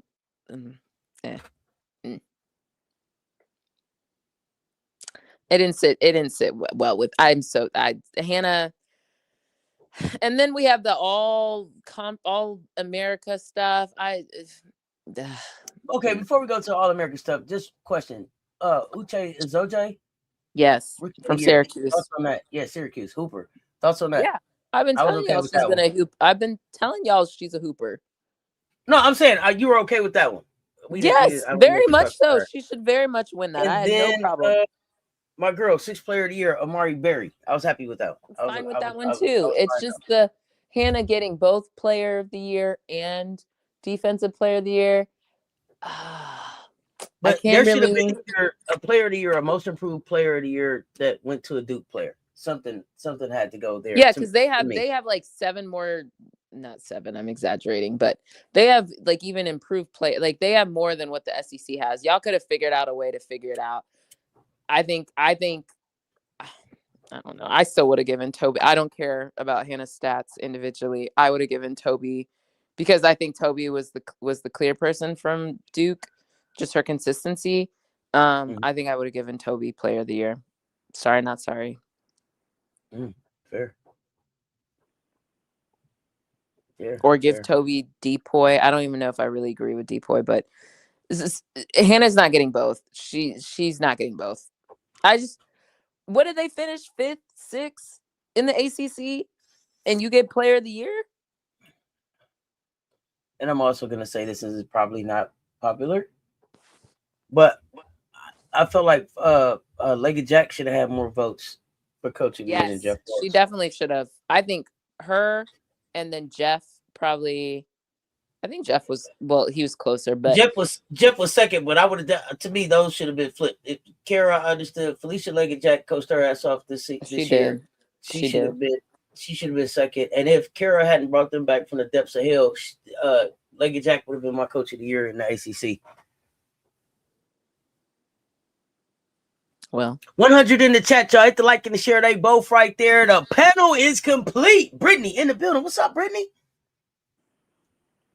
Hello. Oh no, you're starting to sound like a robot. Are you still fighting for internet? Oh gosh. Oh no, we could hear you now. Yes. It just did that like weird Okay. echo thing. Okay. Wherever you are, stay there. Okay. Anything you want to chime in on the ACC awards? Anything you want to say about them? Y'all said Hannah got Depoy and player of the year over there in the ACC. Does winning not matter? Sorry. That's what I just said. I don't know. And Notre Dame also had the most improved player in Prosper. Yes, you can't have all those, and that's what I'm saying. Like it doesn't one of those awards make sense. It doesn't make sense. What did we say? They could have gave the most improved to Riley Nelson. Yes. Oh. Or Mayor, honestly, Mayor, yes, Mayor one of the won two. That too. Like we can't act like their play didn't turn that team around. Yeah, no, like why are we letting losers do winner shit? That's what I said. Y'all know me.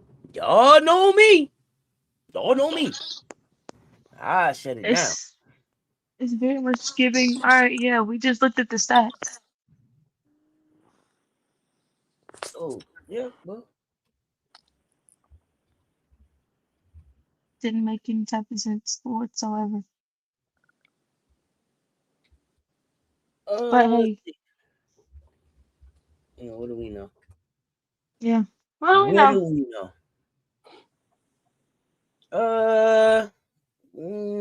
Briefly. Let's do it. Let's just jump right in. Brittany's here. We can talk it. The You want to game. talk it, Oh or do you want to gosh. talk Big 12? Nope, we can got skip anything them. to I say ain't about got the Big nothing to 12 say board? about nope. Nope. We're going straight to Gamecocks. Let's do it. Okay, I just got to Yeah. say this. You can't be the player of the year and the newcomer of the year. Okay, I'm just gonna say that, and I'll leave it there. I agree, but I didn't appreciate that. Big 12 has been doing. I don't care. They can do whatever they want. They all gonna be out of the tournament soon. And to me, newcomer of the year should have been Talia Scott. Yeah, sure. The Big 12 can do what they can. Whatever they want to do. Whatever. At this point, we're just asking how long is the Big 12 gonna last in the tournament? Yes. Are they going? Never mind. I'm just playing. I know they're going. They're going. But also shout out to West Virginia. Yeah, shout out West Virginia for winning that thing. Shout out West Virginia for winning that thing. Hey, and shout out to y'all for hanging out with us this late. Y'all hit the like and the share. They both right there. Run them up. So, drum roll, please. The conversation that we've been waiting to have. Ladies. So, the last time we talked to you all, had the conference tournament started at all? Yes, because we talked about Kenny's wife flipping the bird to so we're gonna talk from LSU forward. Yes. Mm-hmm. All right, let's start with the semifinal game.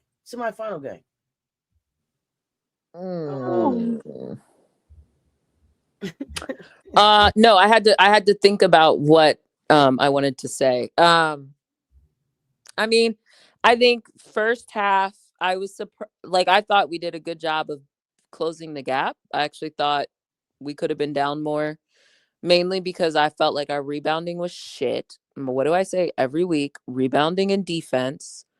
We came out of the half. We did a much better job. I think even the zone helped us a little bit. I mean, Raven Johnson, man. Say it again. Shout out Raven Johnson. Yep. In no particular order. Oh, Matt, what I want to make sure I say, can we just jump back and forth because it's going to be easier that way? I want to say talk it. Gamecocks, let's go. I want to say in totality, I think a couple people coming out of the SEC tournament for the Gamecocks, Maddie, I think continues to really continue to shine. And it wasn't always, it's not like she had a ton of points or anything like that. But that whip out pass Raven had to her to hit for the 3 was critical. Her minutes, I think, were like, I didn't find myself being like, take Maddie out of the game. Like, and to me, I think that's also a good indication. Like, Maddie is coming in and like they're at times moving Raven off ball and letting Maddie run it. So she still has kind of like her security blanket, if you will, but is still able to like grow and do the thing and like still take command. I think Maddie came out of the tournament as someone who just continues to do the thing that we need her to do. So I think that's good. I think at time or Alicia, I think her second half of the Texas game I thought was really good. I thought she really was one of the shining stars that we had as far as like grew up in the game. The first time she was in the game was a little shaky, but then the second half I thought she settled in and kind of did the things we needed her to do. Was more aggressive on both ends, like offensively and in the right times defensively. I think Gotti. I can't remember what Gotti did for LSU.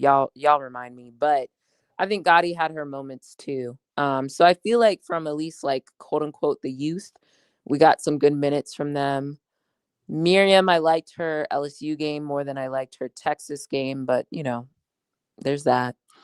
I think Raven and Latson were big LSU. Raven didn't have as good of a game, but I think there's some injuries happening there that people just have to tend to. I think that's a blanket statement for a lot of people.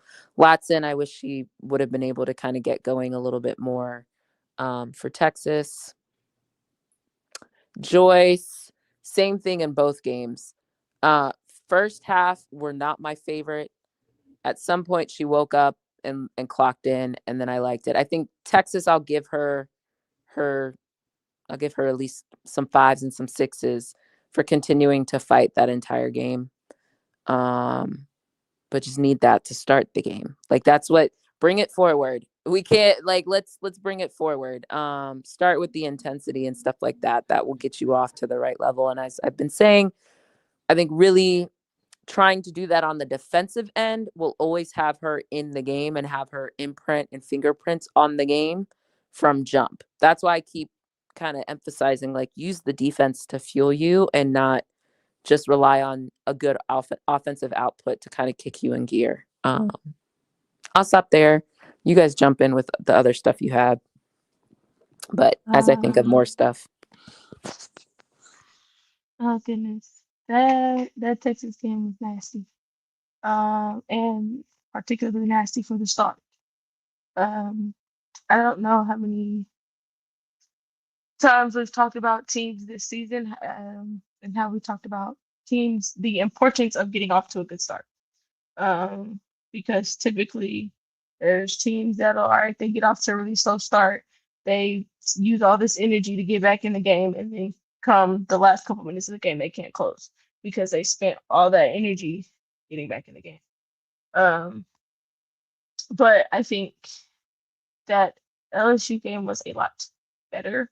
I expected the intensity to be there. I think the intensity, especially rebounding intensity, got better, and defensive intensity in general got better in the second half. I think it's clear it was an emphasis when they went to locker room at halftime. Like, hey, the rebounds got to clean it up. And because they ended up closing the gap because they were down like 9 at I think half. we ended up getting 10 because we ended up winning by 1 on the rebounds. Yes. So it's like, hey, okay, we know that you can do that. But it's the fact that you need to do that from the start of the game, not just like, okay, oh, when it's needed. Your defense and your rebounding is needed every single game. And that's not just from Joyce, but it's from everyone, from top down. It is very important.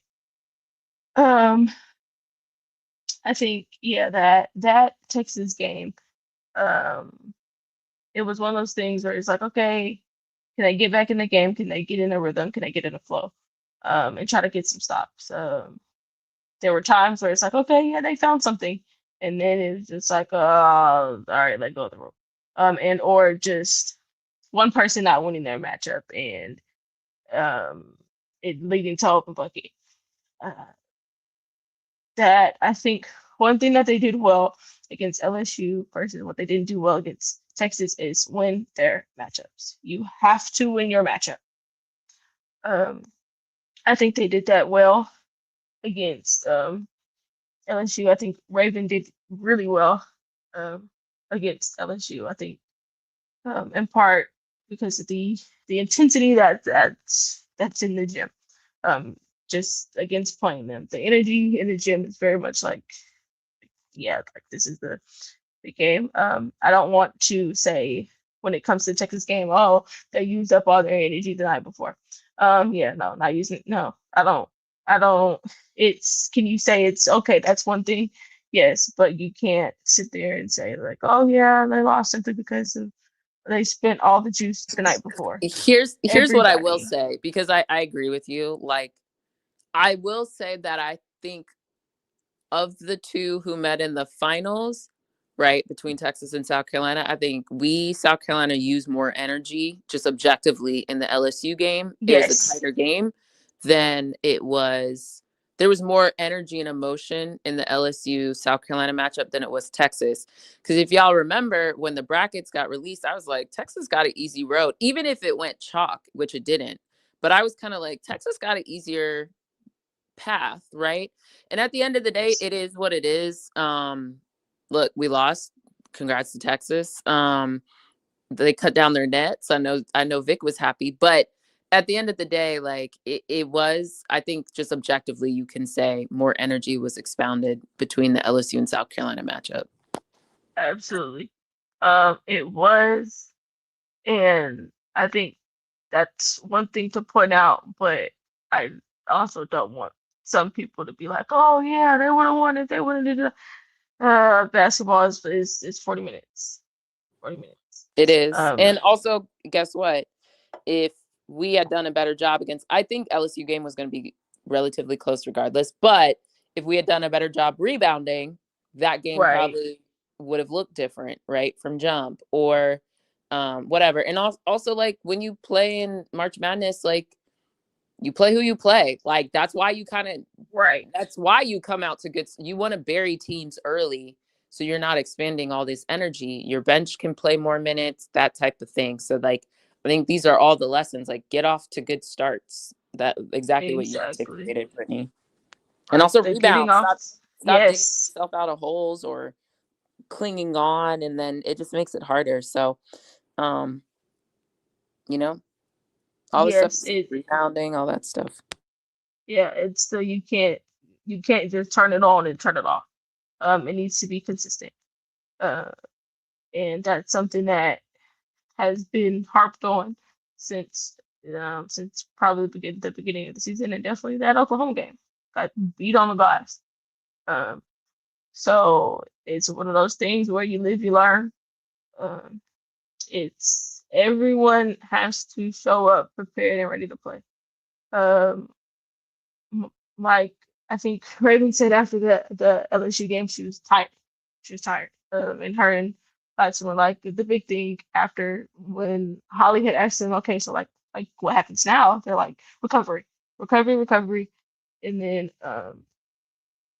after that, just get into film. And I think coming into the game against Texas, it was you had to know that Texas was going to be like, okay, they knew that they were going to have some sort of advantage just based off of what just based off of who they played the night before and how that game went. So they knew, you could tell from jump, Texas was like, hey, yeah, we're going to try to come out with a good start. The defense, we want the defensive intensity to be very high. And they wanted to, they use the opportunity to say, hey, yeah, we know they might be a step slow, and they definitely used that in that first quarter. That first quarter, I was like, dang, is this the fastest pace that Texas has ever played? Um, but yeah, it's just the like no one's gonna feel sorry for you whatsoever. No one's gonna feel sorry for you. You knew who you were playing. And you knew who you had a possibility of playing once the brackets were announced. So you knew that you needed to take care of business beforehand. Take care of business early. You don't have to worry about coming in all tired and no. Handle business early. It's a lesson that needed to be learned this season.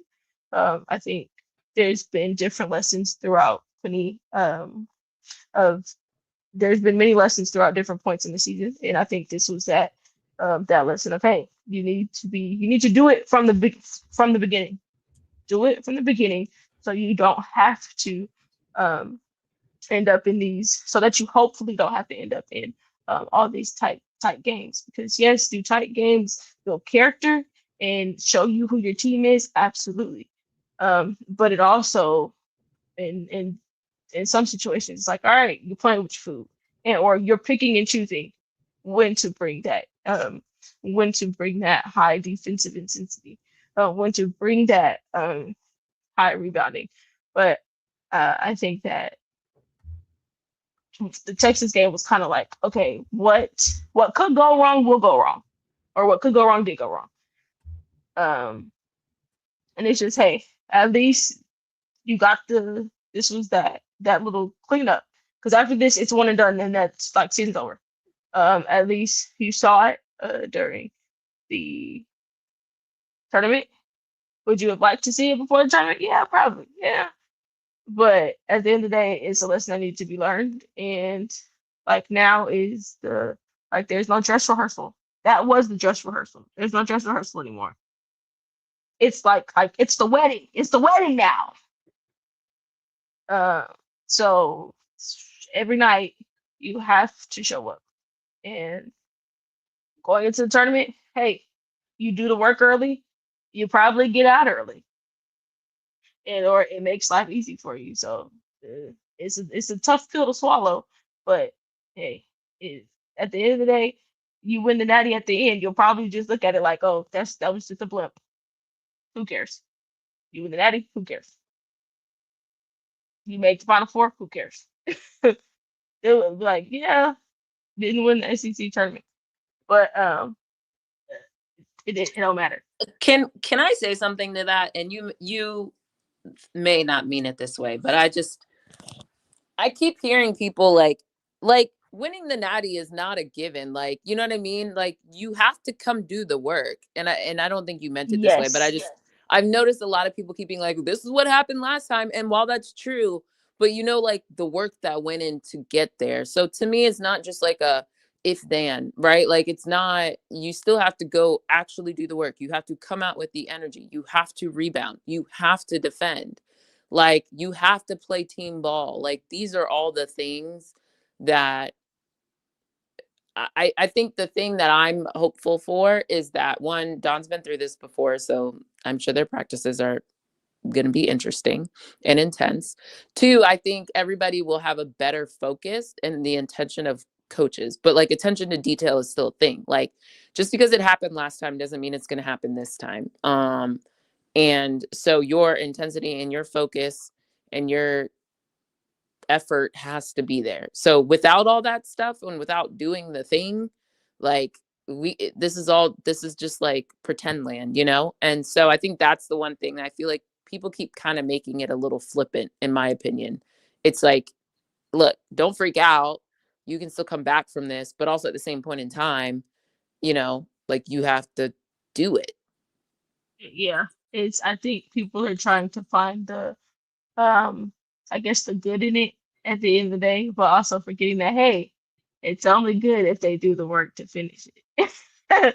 Right. Like, I'm not, yeah, that's what I mean. Like, I don't mean to be like, oh, like, no. Like, oh, yeah, no, I got what you're saying. Yeah. Find it. But like, at least I've been having the same conversation for a couple weeks now. Like, when everybody's like, when y'all ask, what are the keys to the game? I say the same thing every time. Copy, repeat, because it's the same stuff. It's rebound, defend, move the ball, start with energy, make free throws. Those are typically the 5 things. And like, any one of those things that doesn't happen, like, you can still win. It can be closer game, but like, at least 3 out of the 5 have to happen, like, moving forward. So I think that's just my big thing when I hear that, is like, it's not a foregone conclusion. Like, you still have to put the work in and do the thing. It's just the hoping that, all right, you got punched in the mouth and you don't ever want to taste it again. So you got punched in the mouth. So now you got to do the work to not look. You're gonna get hit again, but to still at the end of the day, like, okay, cool, you punched me in the mouth. I got something for you. It's a tough one. It's a tough lesson to learn. A tough pill to swallow. But the other part is, you did this to yourself. No one feels sorry for you. Texas was not going to feel sorry that, oh, you played a really high intensity close game against LSU. They didn't feel sorry for you whatsoever. So it's like, now you are back to the drawing board in terms of, hey, So what did we learn? What are we gonna do? Now let's see if you actually do it. Well, let's see if you actually learned your lesson.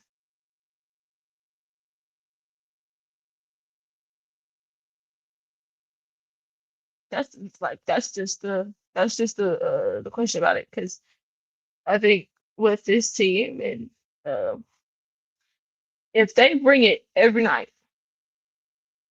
1 through what, 10, 11? 11. Well, Yes. 11 active players. Yeah. So if everyone brings it 1 through 11, um, you'll be all right. You'll be more than all right. But it's everyone has to do their job. Everyone. That includes everyone rebounding, everyone defending. It's not an option, especially if you're saying you want to win a national championship. Rebounding, defense is not an option.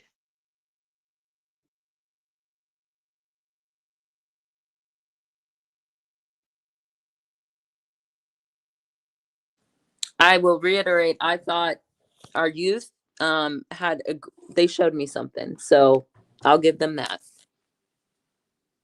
Yes, that is a plus, especially for the younger group. They need it for them, allowing them to see the ball go in, defend well, all those things. Them allowing to for them to see that is also just a confidence booster a little bit. In terms of for the individual confidence booster, being able to take something away from it. Yeah, the bench, the younger group played well, which is something that you want leading up to the tournament. You know, I'm not here an advocate for our youngins to cry. But specifically Allie, I felt like I was like, damn girl, like she looked that post game. I was like, damn, Allie, it wasn't your fault, girl. Like, but you know, I think that desire to want to win and to help the team, because like you could see like that second half she came out with like, all right, I'm gonna like fuck this, I'm about to do it, you know what I mean? And so Right. I do think that's why I was saying like that could be the blessing out of this. I think everybody on the bench having a better sense, like not that they all weren't, but I think a better wake up call for like, hey, I need to be ready to help whenever my number's called. And so I think that will also help the bench be more prepared and locked in. So I think that's the silver lining that can come out of this is I think everybody locks in a little bit more. Everybody knows like, hey, starters, like you're starters for a reason. Like you need to come with the energy. You set the tone for the game. And hopefully that also results in Dawn being able to call on her bench maybe a little bit sooner. Because like they've demonstrated it. So it's like a little bit more of a, okay, I need to call it like, here are the cards or here are the levers I can pull. Like the cards I can play. So I think from that standpoint, that can also be a positive out of it. Absolutely. They're like, all right, they are ready. They were ready last time. Let's give them an opportunity. Have y'all talked about the predicted seeding? Nope, we haven't talked it yet. Auntie, you have anything else to say about the SEC tournament? Well,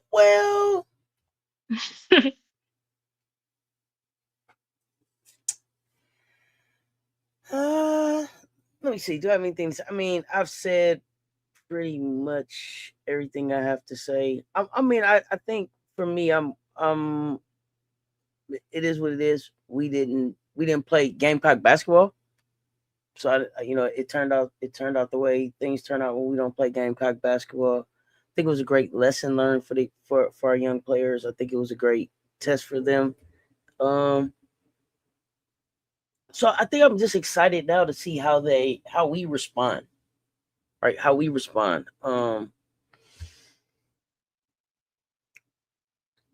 our starters, especially our starters, because that was what Joyce talked about. Our youngins did the thing, and our starters didn't set the tone. So to have Joyce, I was happy to hear Joyce call that out, and then I'm excited to see where we go from there with Joyce, with Tessa. I'm always here about April. If we can get a banner in March, that's a cherry on top. But I'm here for April, so it's lock in and do the work. It's lock in and do the work. And I know people are like, well, maybe we needed this win to, motivate us. Well, we can't have any more. We can't need to have any more wins to do the thing. I mean, have any more losses to do the thing, right? So the next loss is Cancun. So either that or we're playing for a natty. So at this point, I just expect us to lock in. I think everybody has to, like I said, on Sunday, look, everybody got to go have a look in the mirror and do some self-checking. Yeah, and I do like that fire that Allie have. Allie ain't no punk. Allie ain't no punk. Allie ain't no punk. We're going to fight. You ain't going to just talk to me like that. So I'm excited to see where she goes. Winning the natty is the standard that USC has earned every year now. That's the reason it's considered an upset when we lost to Texas. They were favored. If Carlton plays the way she usually plays, we're down 3-5 in the first quarter tops. I mean, shout out Carlton. She was hooping. I don't love the way she usually plays. We played Texas 3 times now, and 2 out of the 3, she didn't play her quote unquote usual way. Now what? You know what I mean? Like, I don't know.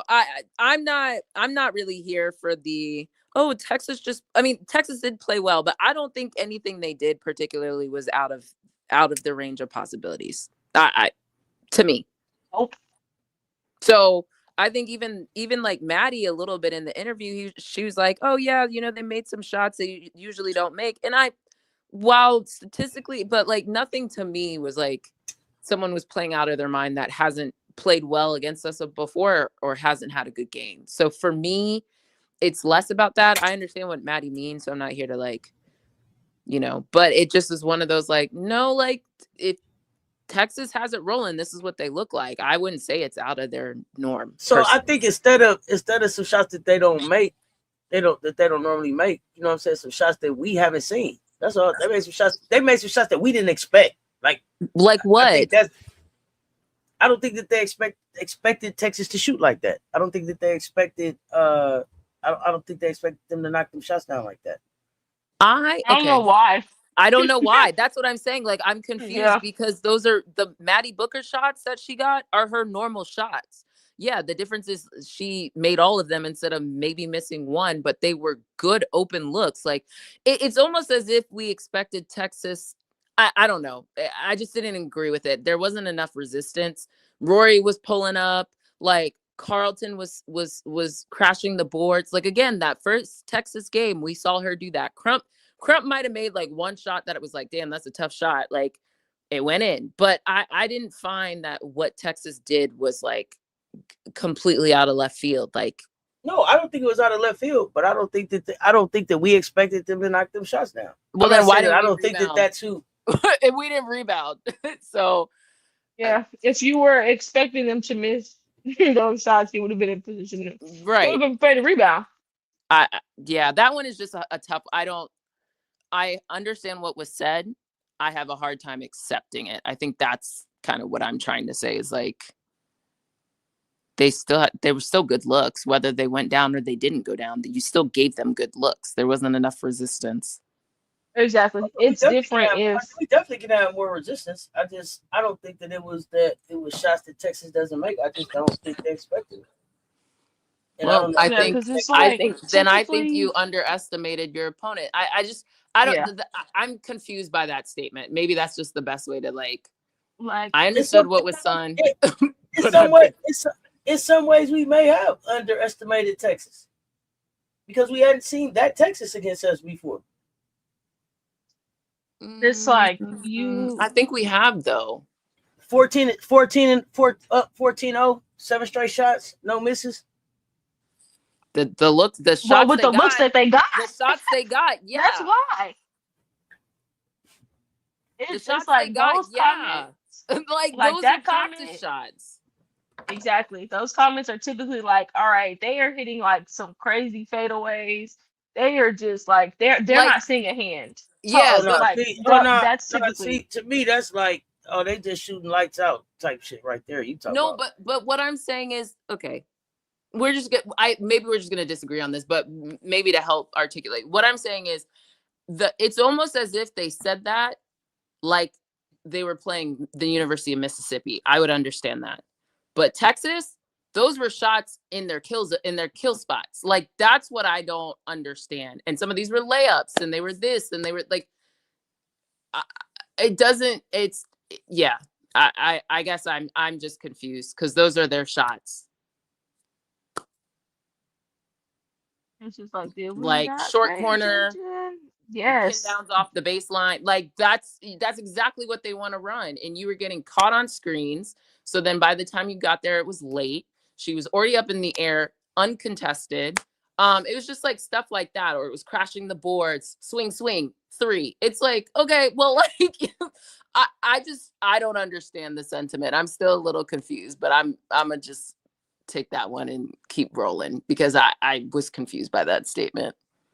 I think it might have been one of those to make me not feel as bad as us not feel as bad I mean, in terms of our it doesn't, defensive performance. it doesn't matter. It doesn't matter what you say. You gotta feel as bad because you left without the trophy. You came for the trophy. Nothing is gonna make you feel better. Nothing makes that less. You left without the jury. Nothing takes away from that. I don't give a fuck what you say about the game. We was tired. We stayed up later. I don't care what you say about it. You didn't finish. So you gotta feel like you didn't finish the mission at the end of the night. I don't care what you say about it. I don't care how you talk about True. it. I don't care what you go back and say. Well, this didn't happen. Whatever your reflection is, you didn't finish. Period. Yeah, So I think I'm gonna have to chalk it up a little bit. So there was a misalignment in either expectations or output or whatever. Because even Miriam said too, like they asked her the question about like rivalry, and she's like, "Yeah, well, I still think we're the better team." Okay, that's great, but you didn't do it. You didn't do it. You didn't show up like you were the better. You showed up like you were the no, better team, and you expected like a trophy to come to you. Like you have to prove it on the court every day. So absolutely. that's kind of where I was like, I'm confused by some of these statements because that's not what I saw. Like I saw our ass get beat because of whatever, like you said, whatever the reason is, we still got our ass beat And in you that said first no one quarter. expected Carlton to do what she did in the first quarter because she's never done it before. Look it up. I did She already. She probably ain't hasn't. never had no looks like that. She ain't never had no looks like that. Bunch of layups. And of She was still course, crashing the board. That's exactly what happened in Vegas. So like, if we're just gonna talk about did she do this in the first quarter, that's different. And then Oldacre wasn't even in the game. Like, you know what I mean? Like these are But whatever. I also think that the game was lost in the first quarter. It was. yes. Came out entirely too flat. Yeah, we were absolutely flat-footed. They were digging in on Joyce. She was a little too tunnel vision at times. Joyce and Raven couldn't get the inbounds in. I was just like, Lord have mercy. It's Texas saw the opportunity and they took it. They said, "Oh, y'all wasn't gonna come on y'all A game today. Okay, cool. Don't even worry about it. Don't worry about it." They handle business. They did. I think MJ, what I'm saying is, okay, objectively, what did Carlton get? 13 points or something like that in the first quarter? Did I expect Carlton to get 13 points in a quarter? No. But what I'm saying is if you give her enough opportunities, if you let her crash the board, if you leave her open, I'm not surprised she got 13 points. That's kind of what I'm saying is if you sag off someone or you're not up in their space, if you don't shut off the water before it starts getting going, then I'm not surprised. I guess that I'm coming at it from it because what I'm saying is there wasn't enough resistance and you basically dared them to do their shit to get off. And I'm saying you can't do that.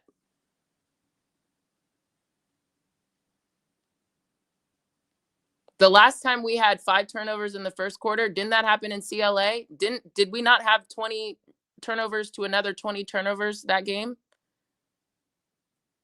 I think to Like, we say had a ton of turnovers that game. So, like, I guess I'm a little confused by this felt like you don't show up, you're going to get your ass beat by a team that has played you a lot. That's what that felt yes. like to me. Yeah. And the other part is, y'all, it's March. There's Yeah. typically They're motivated to win. someone It's the exactly. SEC It's championship. Like, I don't know. that, It felt like we walked in there and thought, and then typically there's always someone who has the game out of their mind. But the other part about it is it's March. There's always typically somebody that has a game that's not their usual. But in this case, it wasn't her usual, but you also didn't help by the looks that you gave her. Like eventually, like at this point, these are Division 1 basketball players. These are supposed to be the elite of the elite in college basketball. So if you give a person enough opportunities, I would hope that they would make you pay for it, for the looks that you're getting, you not boxing out. I would hope that they do their job and make you pay for not defending well enough, for not boxing out. Like at the end of the day, she was gonna make something. She was gonna rebound the ball, but he wasn't boxing her out. Because if not, I'd be looking like, what are you doing? I'd be looking at her like, what are you doing? yeah, we didn't box her out in the Vegas game, and that's what came back to bite us in the butt, and then we did it again. That's what I mean. Like, I just have a hard time. Like, we can like, these are okay. I'm gonna just agree to disagree. I'm you can't give a team that is talented these many bites at the apple and just sit there and be like they were playing out of their mind. Yeah, we can find like 2 or 3 things here or there, but like not inbounding the ball properly, getting your pocket picked. Like, there's a lot of things that contributed to Texas was playing defense with aggression that we did not meet. So I just. Yep, it did. At this point, it's March. Expect the unexpected. Yeah. Yes, you have the scouting report. Yes, but at some point you do have to say, okay, she's making some shots. We need to adjust. She's making shots. What is the adjustment to her making these shots? And these Especially contested shots came out as a result of not rebounding the ball. That's what I'm saying. Like, you're giving people bites at the apple. So, like, either way you cut it, whether it was contested, not contested, like, we didn't do the thing. So to me, this is not like a true, just like out of this world anomaly. Isn't Crump known as a shooter? Like, isn't that what she is? She's a shooter. I know there was a couple games. Homegirl found her way to just eat coming off the bench. Yeah, I just think think Crump wasn't a surprise whatsoever. She shouldn't have been a surprise. Yes, she didn't play the last time you played them. I'll give you Cunningham a little bit, but I think Cunningham also had a couple like key stuff in Vegas too. So like, I don't know. It's not all like true out of left field. I think with a team like that, with balanced teams that have talent, you just can't fall asleep the way we did. Like, we weren't focused. We didn't come out with the right energy. We got blitzed. I think we also just like compounded some of our issues. Like, we weren't able to settle in. We haven't talked about Madina, but like Madina wasn't steady enough for us either early. Joyce was having challenges. Raven usually is our steadying force, but she was out of sorts. Latson couldn't get it going. Tessa was getting cooked on defense. There we go. Like, there it is. So, and a team like Texas, you need to win the rebounding battle. And again, what was crazy to me is you didn't even have Oldacre out there. And so all that was happening with no Oldacre. And that's where I was like, oh God, like, oh God.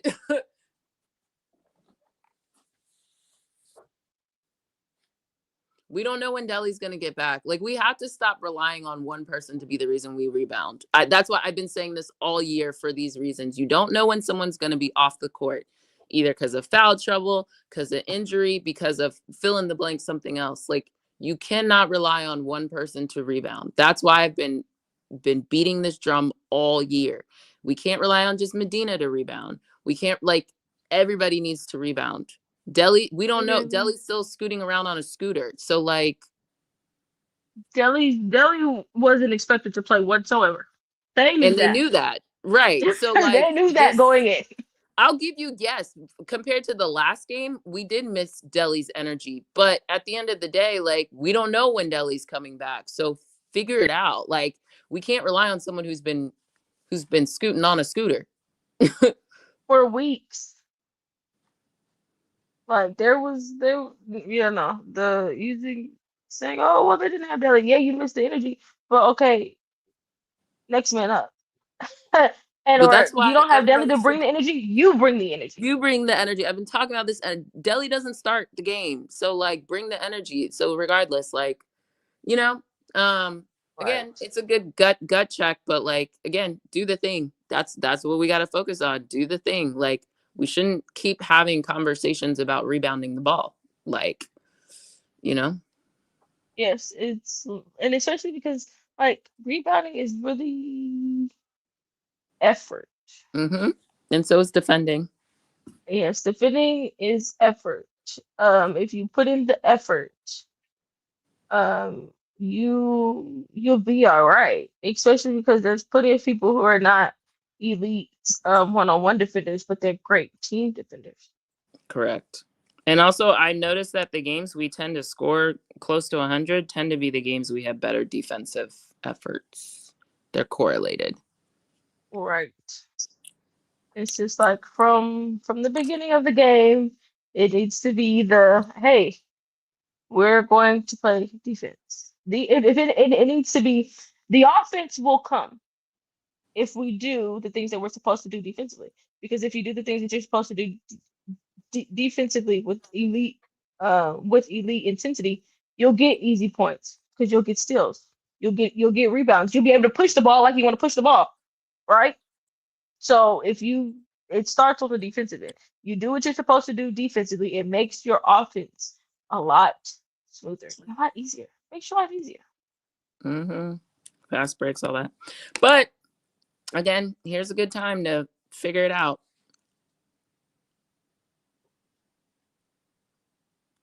Absolutely, because there's no more dress rehearsals. There's no more dress rehearsals anymore. But I mean, figure it out like now. Like, these days off, figure it out. Go watch tape with each other. What the hell is happening? I agree with the inbounds. Like, I've been having issues with I've been calling out the energy. The inbounds have been pissing me off. Whether it's don't make any baseline, sense. Like, everybody's standing. It seems like they hand the ball and then they want to start moving. You know, you're allowed to move before the ball gets handed. Just some of the stuff, I'm just like, what are we doing? Raven's always yelling at people. Like, why aren't we moving? Move quicker. Some of it is like not moving fast and then expecting, oh, they're gonna get the ball. They're gonna get open. They're gonna give it to them. Like, yeah, no, you still have to try to get open. You still have to commit to to get open and getting the ball as if you're not gonna get it. Like, okay, cool. Like, if you don't get the inbound, the ball's not passed to you, who cares? Because at the end of the day, whether it comes to you or not, you still need to work to get open. Yeah, they got to fix the inbounding. That's continued to be an issue. And then inbounding, just like regular inbounding, and then under the basket inbounding. I don't know what we're running, but it seems like we're always confused. And it's always the same play. So I'm like, why are we confused? We do the same thing. We stand in the little box. This person screens that person. This person rolls. This person, our big, leaks out to get the pass. So why are people confused? But what do I know? Literally, like, the best thing you can do is give whoever's inbounding the ball plenty of people to inbound it to, not just having the assumption of, oh, the ball's going to go to this one person. Yeah, no. Options. Give your inbounder options, please and thank you. Yeah. So rest up, girlies, and do your work early in this tournament. So I know watching that film is going to be gross. And I hope they feel gross because that was gross. Like, you just have to watch it and have to be better. You have to get there. You have to box out. Like you said, it's do or die for everyone. Everyone's going to have the same urgency and desire at this point. So it's tournament time. Lock in. Everyone's season is numbered. You've made it to March. Good job. You made it to the tournament. Your season is numbered. But we have all the tools to do it. Just do it. Yes, that's all it is. Just do it. If everyone does their job, makes life easier.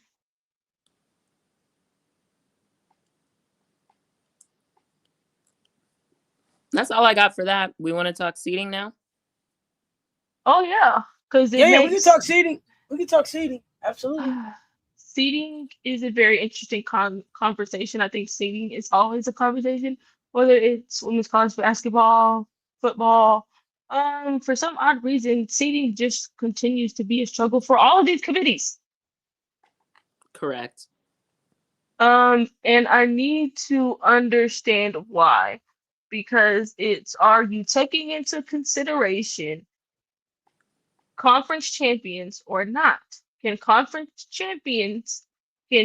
winning your conference boost you, and or can it drop you?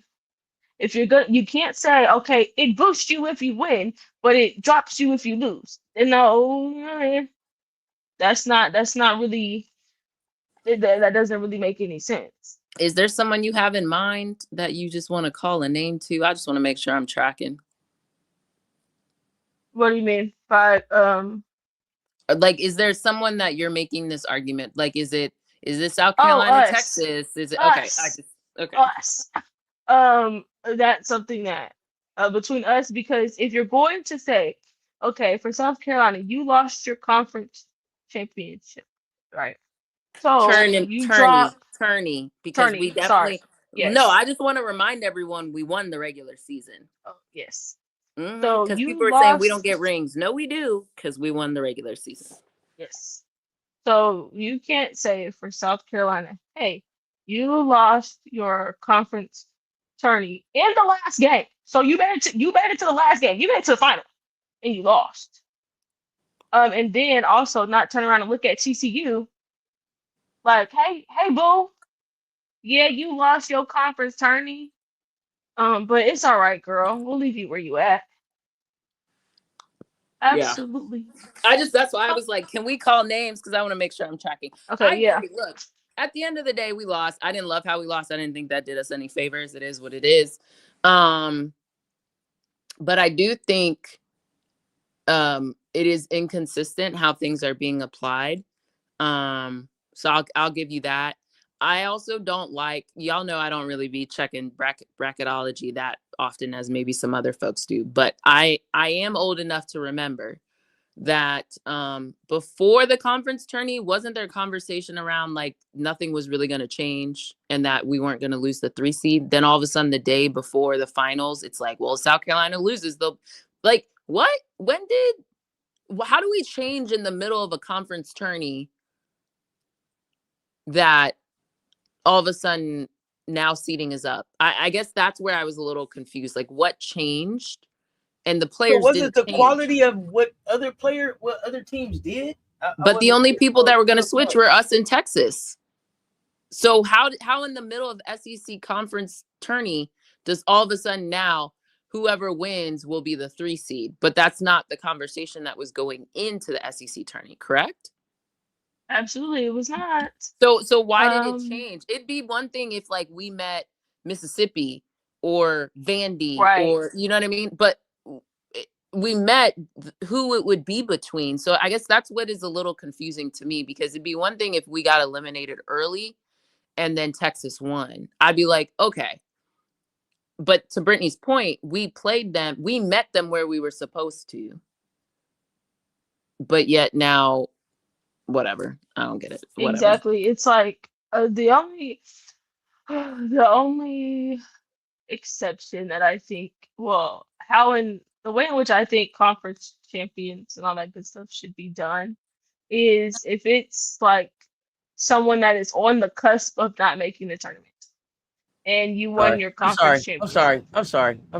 Y'all know how I am. We was in there having a conversation. We was doing fine. Then we get something like this.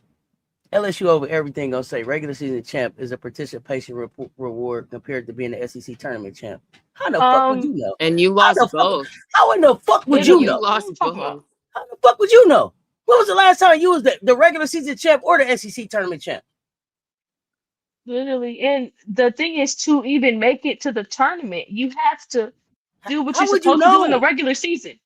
How would you know? How in the fuck would you know? Okay, I'm sorry. Go ahead. Like, that's crazy. What is it again? You hating from outside? You can't even get in the club. You can't even get in. Hating from outside in the club, you can't get in. What is you talking about? It be that shit. It be that pipe. Just pipe the fuck down. It ain't time for you to be talking. It's grown-ups talking. You can't even get in the room. With that logic, and also with that logic, wait, what is LSU projected seeding? Oh, I like don't know. What, a 2 seed? I think there are 2, but by that logic, let's say hypothetically, they also shouldn't be whatever. Exactly, they also shouldn't be a 2 with that logic, because what did you do before the season? Here's the thing. It's literally like a runner-up award. Okay, have you got any? Tell me, have you got a runner-up award or conference championship award? Tell me about the one you got. Y'all kill me with it. Y'all keep dusting off this one little pitiful ass fucking trophy y'all got and think that give y'all the fucking air to really be in here breathing. Yeah, you should shut the fuck up. Also, I told y'all that day that we beat y'all in the conference championship. Until y'all motherfucking record is 5-19, don't say a motherfucking thing to me. You shouldn't even show up over here on my motherfucking channel. It ain't shit else for y'all to talk about. We came and beat y'all ass in the PMAC, broke y'all heart there, beat y'all ass in Greenville, and then you over here talking about what somebody else did. Get the fuck off they fucking nuts and talk about what the fuck it is y'all done did. It ain't a motherfucking thing y'all can talk about because y'all ain't done shit since 2023. So shut the fuck up talking to me. Also, yeah, you should have been hushed. This wasn't for you. I'm sorry. Go ahead, Commish. I can make the argument that I actually think some people are glazing at times. It depends how it's done, right? Like, because I would actually argue, like, in some ways, isn't the regular season kind of a little bit more, isn't it more difficult to do? You actually play everyone, so it's actually equal footing to like compare and contrast. Whereas you have consecutive days that people are playing and you don't see everyone. I mean, to me, it's like an Iron Man award versus I don't know. But if you ain't did neither, you've done neither. So if you've done neither in the last 5 years, what you talking for? You should be quiet to the motherfucker in the weight room. You should be someplace getting up shots. You should be figuring out who. You should be figuring out who in the fuck is gonna sell NILSU now since Redis is gone. It's a lot of shit that y'all need to be worried about over there at LSU. Don't worry about our runner-up award. It's a lot of other shit for y'all to be worried about. Yeah, I'm rude to the motherfucker. If you didn't know, I'm ruder. You better check where you at. Dare I say, show of life, this ain't for you. This ain't your kind of chat either. Y'all should probably move around. Yeah, y'all should probably move around. I said what I said. Game. Let me see the cocks in the chat. Rock out with your cock out. You better recognize where you at. You better recognize where you at. I don't give a fuck. Like my energy or don't. What I said was the motherfucking truth. That's all you can do is like my energy. You ain't got a motherfucking SEC tournament championship to talk about with me about. You ain't got a runner-up award to talk about with me with. What we talking about? Y'all done rolled into you done scrolled into the wrong one. Keep scrolling. This ain't for everybody. This ain't for everybody. Brittany, can you make your point, please?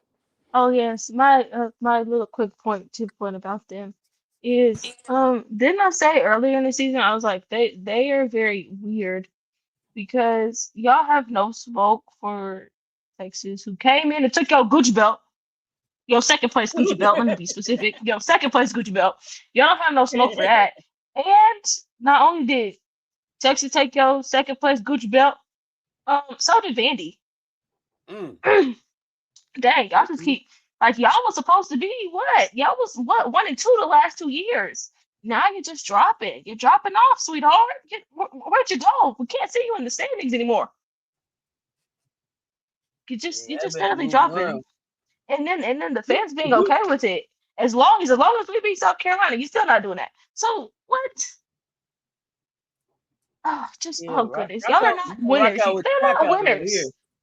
Rock out with Knockout over here. You in the wrong spot. Next. Losers do winner shit. Next. I'm not even giving it my energy. What else we got to talk about? Because yeah, I'm not doing this. I'm not doing this. Go ahead, finish the conversation around. I also have a question. Go ahead. Michigan didn't even make it to that conference championship? Oh, child, yes, they didn't. No, like that's my exactly. So like this is my question.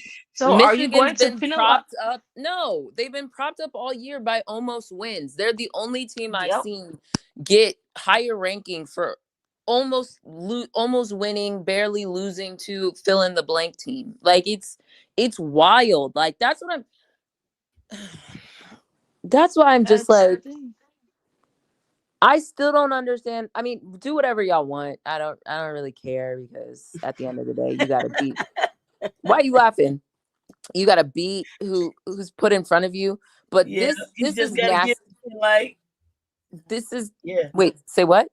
I say you just gotta give in. Like at the end of the day, you guys gotta. Yeah, I can't. Like, you know what I mean? Like, y'all gonna do the bullshit you want to do anyway. I've been calling it all year. Some of the problems that I've been seeing, but I just think it's kind of nasty work what they did. Here's the problem. I'd be with it in principle. Like Texas, while you look at the full gamut of our season, they did beat us twice this season. Okay, fine. Put them as the number 3 overall and us the number 4. But the problem I have was when I start looking at Iowa got beat down, curb stomped, they're moving up. Michigan doesn't even make it. Like, you know what I mean? It's just the TCU of it all. It's just annoying. Doesn't make sense. But it's been this way all season. So I'm kind of like, it's like one set of rules for South Carolina. Again, we're the standard, we're the post that people are measured against. But then everybody else gets to do tomfoolery. And then we like, oh, Vandy got curb stomped by South Carolina, but it's fine. We're not going to move their ranking. They're going to stay at number 5. That's another one. They didn't even make it. They didn't even make it to the next round. They didn't win a game this weekend. Yeah, they didn't win a game. They got curb stomped by Mississippi. It just is like all season. It's been the same BS. And I'm just like, all right, fine. Put us where you guys want. That's why I don't pay attention to bracketology. They say one thing, and then Selection Sunday is going to come out, and it's going to be something completely different. So we could talk about it, but like, honestly, show me what the bracket looks like when we're finished, because all this is a bunch of just like, it's just some between that conversation, between the conference tournament champions conversation and the net rankings. Does the net still have us at 3? I don't know what the net rankings is. One of the rankings, it was either net or I call it WAP, but WAP. I say WAP every time I see it and then sing the song. But the WAB, one of them has. Why are you like this? Why are you like this? Go ahead. Because who names an acronym close to WAP? Because that's all I see when I see it come out side by side every week. I just be singing WAP. But one of them has us at 3, and I think the other has this at 4, if I recall correctly. So I thought it was funny. It came out, and I was like, and after all this, but okay. And I'm gonna say, after all this, watch them not give UCLA the number 1 overall seed. But they're not. Yeah, I don't think they are. Even though, which is crazy, because you can't sit here and say, okay, we're looking at who you've played and looking at their wins, they've only lost one game this season, but the other who they beat has been more impressive than who UConn has beat. I But agree it with doesn't that. matter. It seems to not matter. It seems to But not it doesn't. matter. No, it doesn't. That's why I just keep saying, like, I think there's actually a legit argument for UCLA to be number one. I just fundamentally I do. But again, I'm not surprised that we're in this situation because they're very unserious. Literally, like we can't say strength of schedule matters, and then all right, well, we're the discussion for the number one overall seed. Well, the discussion of the number one overall seed doesn't matter. What? Oh, okay. It's like, okay, Yep. then why do you have it at all if it doesn't matter? Just wondering. Just wondering. Because I'm not gonna lie, UCLA's strength of schedule and their win and loss record is more impressive than UConn's. Simply for the fact, look at that strength of schedule. That's all. That's all I have to say. And like, if like, I hate this time of the year because it seems like no matter the sport, the committees cannot get it right. They make it more complicated than what it needs to be. Oh yeah, here it is. Okay. The net. I found it. Posted March 9th. UConn is 1, 2 is UCLA, 3 is South Carolina, 4 is Texas. On the WAP, aka WAP, UCLA is 1, Texas is 2, South Carolina is 3, Iowa's 4, UConn is 5. Take that what you will, but that's the ranking as of 2-3 days ago. So Monday.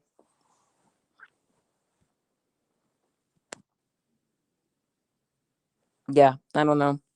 We'll see. Like I said, I'm just gonna wait for the brackets to come out, and then I will have thoughts because it will be reality. Until then, this is all fictitious, just blase blase.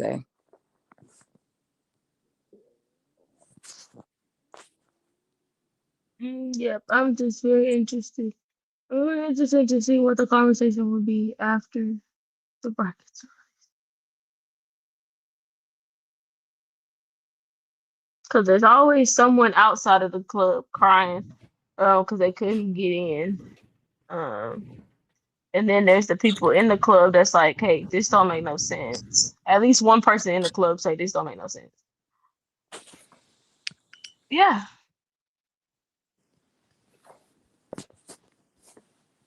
Mm-hmm. Very So intrigued. do y'all expect us to have the second most teams in the tournament as far as the conference? Second most. Who's on Big Ten? Behind the Big Ten. Uh, it's kind of tough.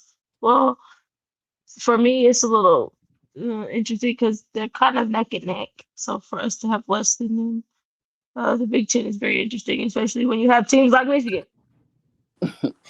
So sorry, let me make sure I'm checking. The question is, what exactly do we expect us to have the second most teams in the tournament? That's what I keep hearing. That like the Big Ten is going to have the most teams in the tourney. Yeah, well, they're also going to have the most teams because they have more teams. Yeah, I understand. No, I'm just saying, like, yeah, I would, yeah. But I don't know. Who else is it going to be? Is it going to be the Big 12? No. Is it going to be the ACC? No. So it's between us and the Big 10. Girl, some teams I gotta look at the Big 10 teams and see which ones come in. And then I gotta see which SEC teams come in. I think what'll be interesting is where they're seated. Correct. That too. Correct. But it may be some lower ranked SEC teams that can beat some of these Big 10 teams. I'm just saying. But I could be biased. They may not even see each other, so. No. I'm talking about as far as like who makes it versus who doesn't. As far as out of the two. So Auntie, you pay attention more to the bracketology. What are you seeing that has you kind of making that statement?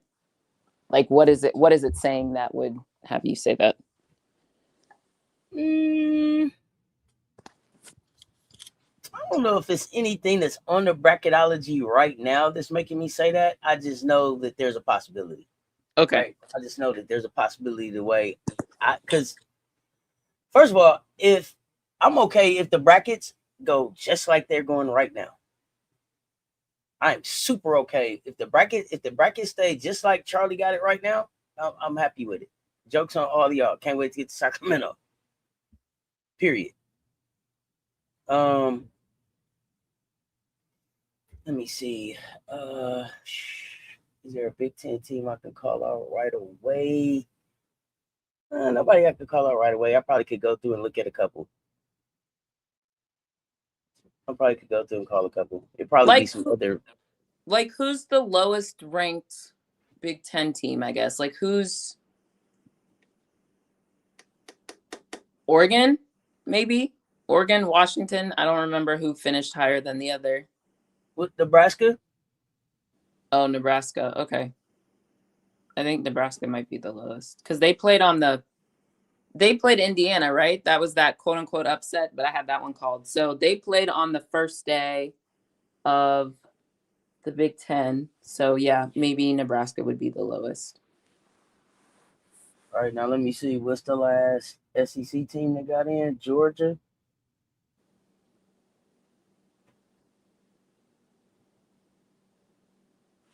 Well, it depends. The Georgia that played Kentucky, I don't like, but the Georgia Tennessee looked like the lowest ranked SEC team.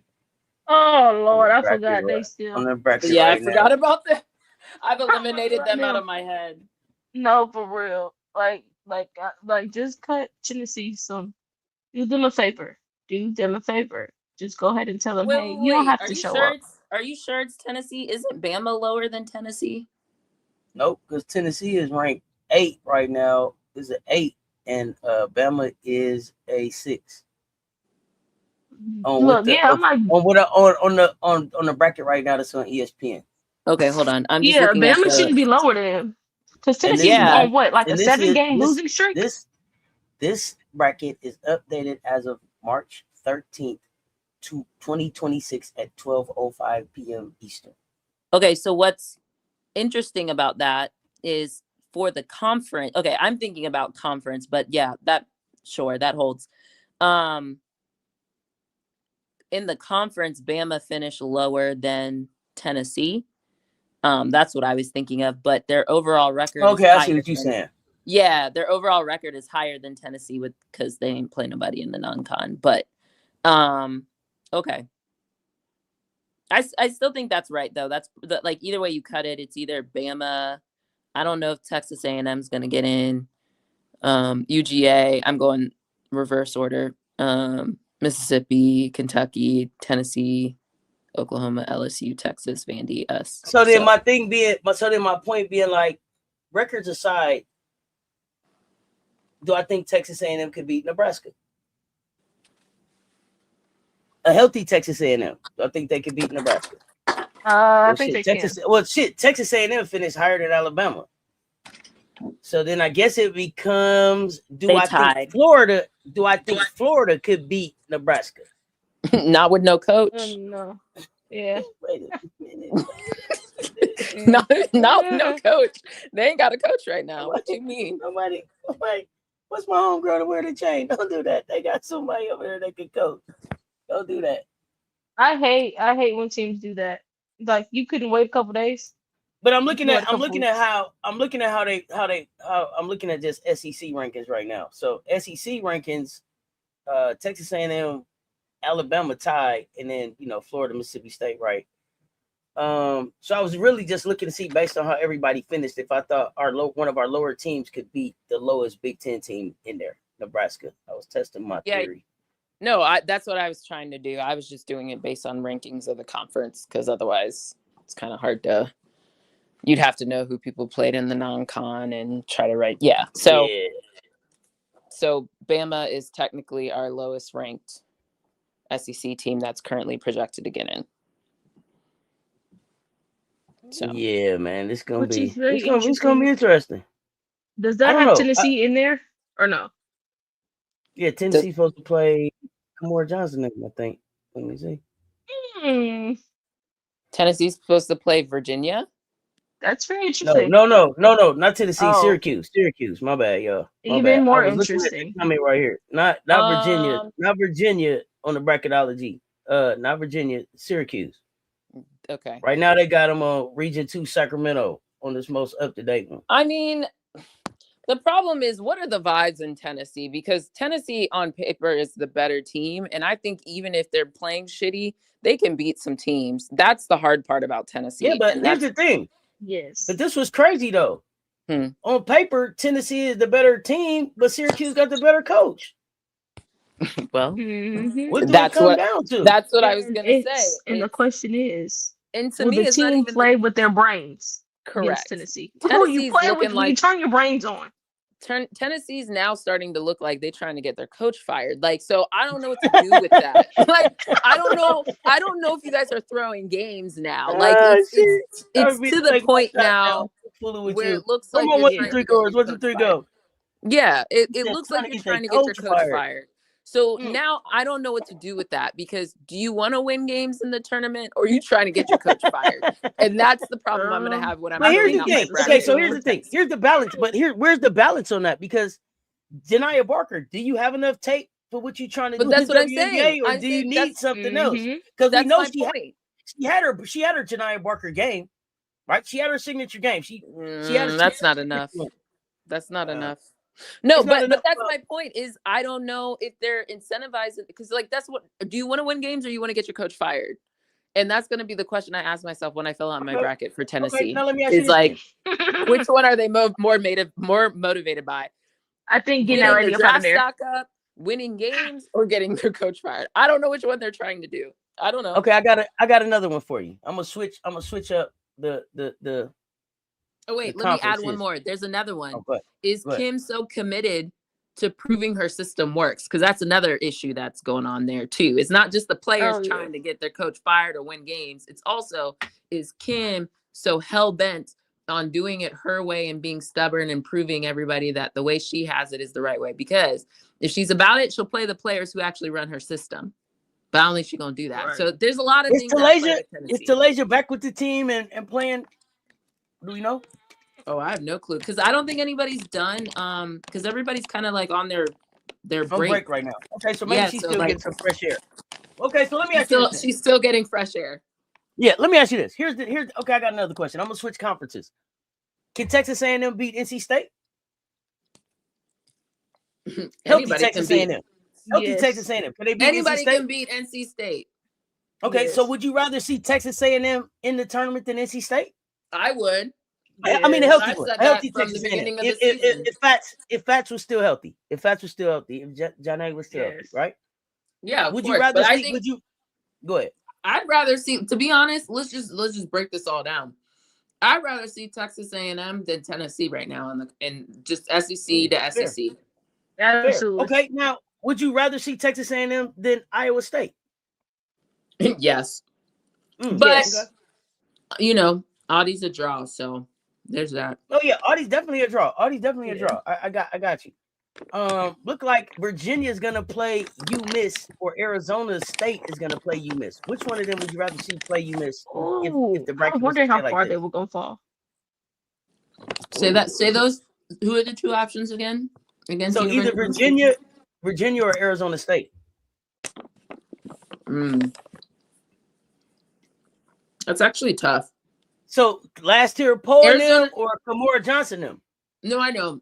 The difference with Arizona State, I think they play. I've actually watched more of their games than Virginia, ironically. Okay. Fair. I think Arizona State plays a little bit more team basketball. And I always preferred team basketball over individual. Okay. I don't know. The way, okay. I mean, it doesn't matter because I think the way this bracket is set up, they want Cody McMahon versus Gucci Lucci. Also, the way that bracket is set up is probably not what's going to happen in actuality. Sure. Yeah. Sure. But yeah. No, this is just like pure, way too early conjecture kind of shit. Yeah. Yep. So the question is, what would I rather see, right? Yeah. I guess Kamora in the Wahoos. Fair. Do you give West Virginia a chance to really make some noise? Spoil somebody's dance card.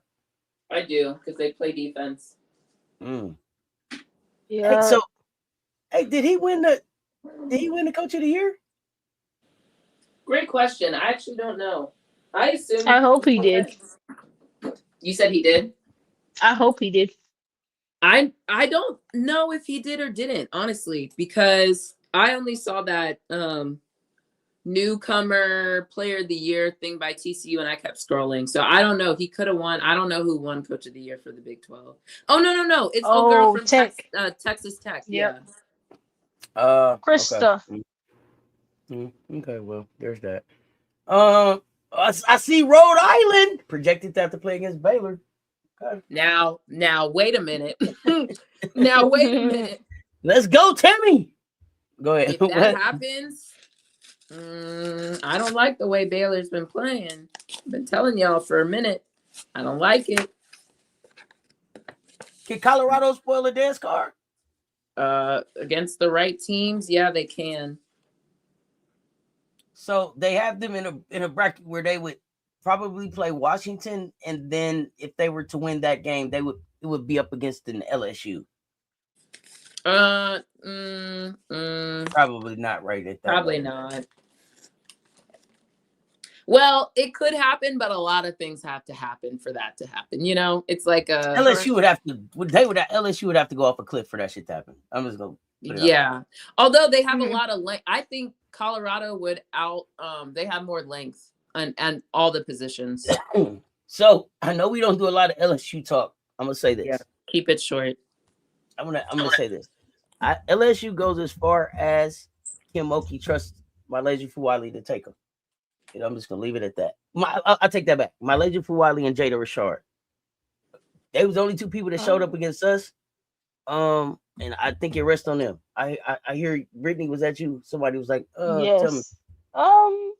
Yes, but also is Kim going to make the correct decision? The tough decision, the decision that might be tough for her. The tough decision. The toughest thing is for her to trust them to me. Yeah. I don't know if it's necessarily about trusting them or is it sitting one of the two. Well, probably just Project Cookie, quite honestly. But MK wasn't much better in that game. Either. Both of them were just like non-existent for me. Well, wait. So I think MK ended up with 13 or 14 points, huh? And I think Flau'jae went. I think she ended up with like 13 or 14 points against us. Yeah, but remember that three at the end. Flau'jae was like 1 for 6 or 1 for 8 or something.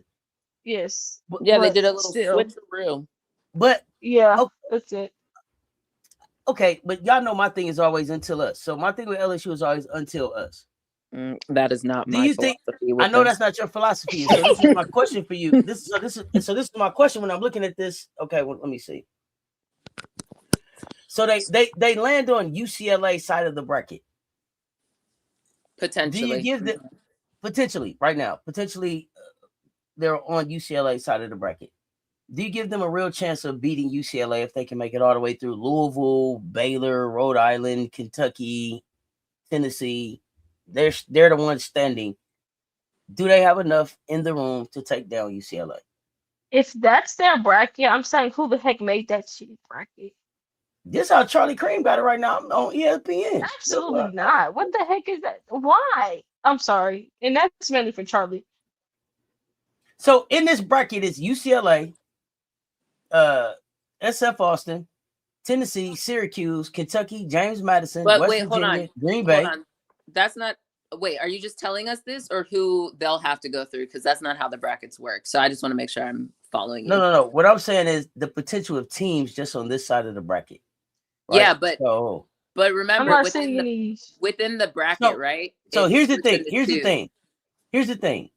So LSU is in a bracket where I expect them to beat Holy Cross and then for them to beat either Colorado or Washington, whoever show up, right? Okay, correct. Then they're gonna have to play the winner of, because I expect Louisville to beat La Tech, and I expect I don't care who, Baylor or Rhode Island, I expect Louisville to win there. So now LSU, you got to go through Louisville. Okay, Yep. right? Mhm. Okay, now Mhm. coming down from the top, UCLA, you beat SF Austin, Syracuse, Tennessee. Pick one of them. UCLA, walk through them. Now, then they got to go through either the winner of Kentucky, West Virginia, Kentucky probably. So now UCLA, LSU after that. See, Correct. I'm Thoughts? just looking at that. That Mhm. side of the bracket I'm trying to see if seems I can so share my screen unbalanced too, y'all. Hold on compared one to second. who's on the other side of that bracket. So on That's that other why. side of that That's bracket, why I don't be trusting Charlie. I'm like, yeah, no. some of these brackets are looking a little, Let me see if I can put it but up I don't here. care because I don't care. That's my answer. I don't care. Do Yeah, whatever I was they like, want to do. looking at his bracket, I was like, wait.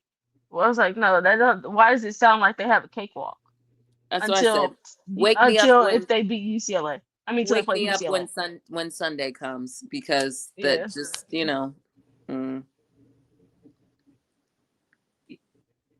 That's why I said if this thing stay like this, man, I can't wait to get to Sacramento. That's I don't think horrible. it's gonna. That's I don't think boring. it's gonna stay. It better not stay like that. That's boring. In terms of the big scheme of things, nothing's going to be going on in that side of on that portion of the bracket. Hey, y'all opinion on this? The bubble. Last four buys. Last four in, first four out, next four out. Hold on. Let me see. Okay. I can make it bigger. Hold on. No. It's good. I already zoomed in because if you zoom in, then it's gonna be like real I'll zoom. mess you up. Okay. Yeah, I'm good. So I'll just read it out for maybe people who can't. Last four buys, according to this man, Iowa State, Southern Cal, Colorado, and Clemson. Sure. I've never heard you say Clemson before. Thank you. I knew you were going to say Clem sucks. I really meant to, but I had to make sure I didn't say that school on the second line. So all my energy went towards making sure I said you had to focus. You could only focus on one. I got you. That it caught me, but don't worry, Clem suck. Then the last four in: Virginia, Arizona State, Nebraska, Richmond. It's fine, whatever. First four out: BYU, Utah, North Dakota State, Texas A&M. See, that's where they are. Next four out: Mississippi State, Start Vegas, Stanford, Kansas State, even the run y'all had in the Big 12, and then Indiana. I guess I'm just like, okay, Charlie. Yeah, All I right, don't know. okay, I feel like there's more teams. It feels tight. How about that? Like I just kind of feel like you could make an argument. Oh, so let me say this. I'm sorry. Iowa State is the one that really I think I buck at the most. Colorado, Really? I kind of buck at Colorado, but Colorado's wins were within its Trojans deserve a bye? Hold on, let me finish. Mhm. Let me finish. Colorado, Go ahead. their wins have come intra conference, and the problem is I just don't like the Big 12. I don't think they're that good of a conference. So, but I can't deny the wins that they had. Like, okay, I'm fine with Colorado. I think Iowa State's the one that I don't think you've done enough to win this year. And congrats, you have Addie Brown back. And even with Addie Brown back, you still not winning. Didn't y'all get upset by somebody in the tourney? They got upset by someone who I like in the first round. They didn't make it out of the first round. Girl, they've just been upset all year after. That's what I mean. Once Like they got the conference play. I don't really believe in Iowa State. I just don't. I don't. No, I totally get it. They haven't shown no reason for us to be able to believe in them, even after they got healthy. I'm just gonna keep it a buck. Yeah, they're getting a lot of benefit of the doubt, and I don't think they deserve the benefit of the doubt no more. I didn't. Are you going to? Okay, Southern Cal. Okay, yeah, go ahead. Southern Cal. Because the challenge is okay. So last four buys. Remind me, what is the seed that gets the last like? Because the play-in is the 16 seeds, and do they still do the 8s or the So 9s? Iowa State is a 9. They got Iowa State as a 9 in this thing. Uh-huh. Southern Cal is a 9. The 16 seeds are playing first round, and then who's the other? Who also has to play a play-in game? Is it just 16 in the women's? Because the men be doing some weird shit where like the 12 has to do a play-in or something like that. I just can't remember on the women's side how I think it it's goes. just the 16. I thought it was Okay. just.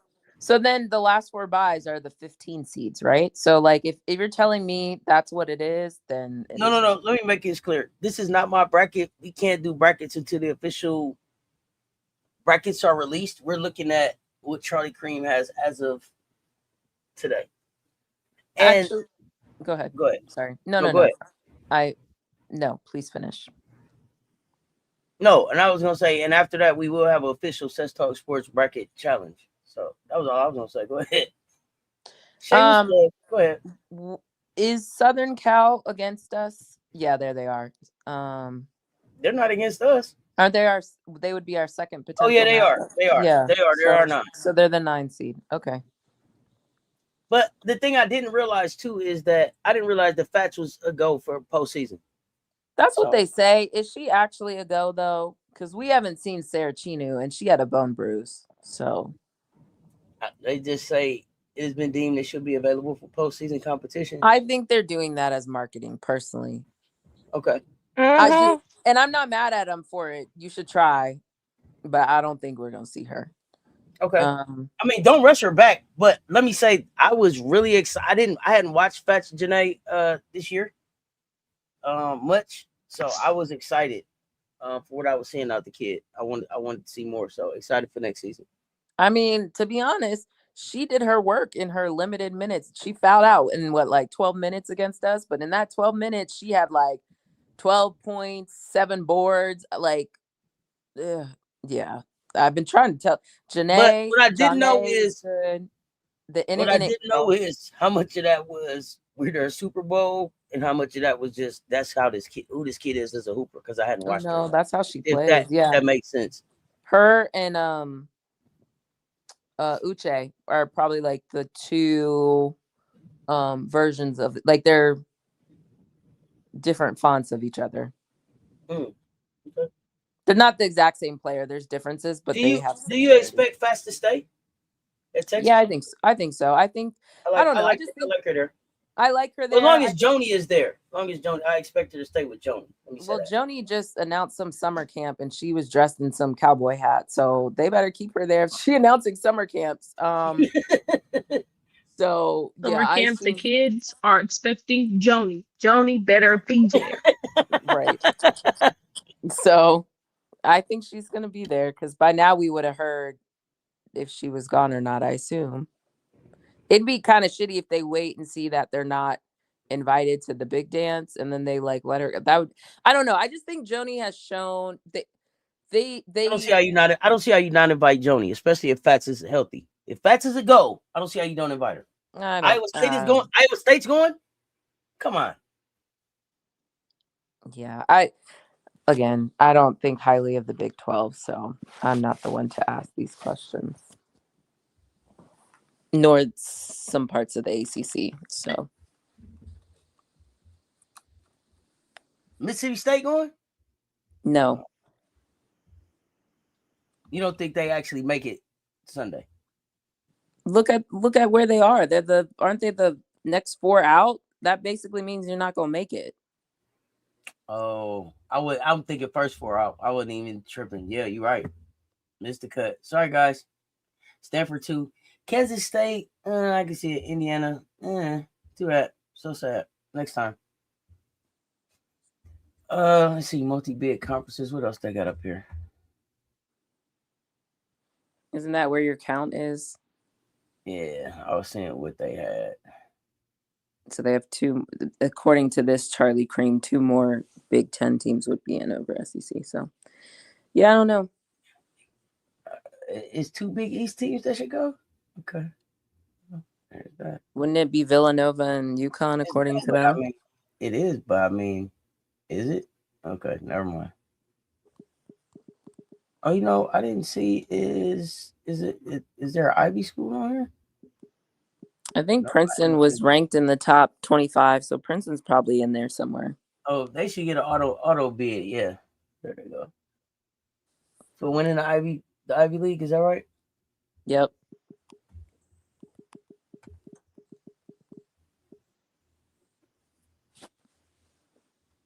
What else y'all got? I don't have anything. Brittany, you got anything else? No, I'm just ready for Sunday. Let's go ahead and get this announcement all over so people can get on social media and say what they like, what they don't like. And we could say how the committee failed a team or two or three. So I am hoping that we get a chance to get the ladies back up after the selection goes down, not necessarily on Sunday. Check the schedule to get y'all reaction to Selection Sunday and then your thoughts on South Carolina's first game. So we'll hopefully get that scheduled. But I don't have anything else. Appreciate y'all pulling up and rocking with us this late evening. AB, what's happening? MJ, are you back? Are you off location? Let me know. Tag me in the mention when you get around. But with that, y'all, I think we can get ready to get out of here. 100 in the chat, y'all. Hit the like and the share. They both right there. Commish, Brittany, appreciate y'all pulling up and pulling this thing off for a late night brunch. We are gonna get out of here until next time. Y'all stay tuned. Talk soon. Love y'all to life. Cess Talk Sports, Baseline Brunch, Brittany, Commish,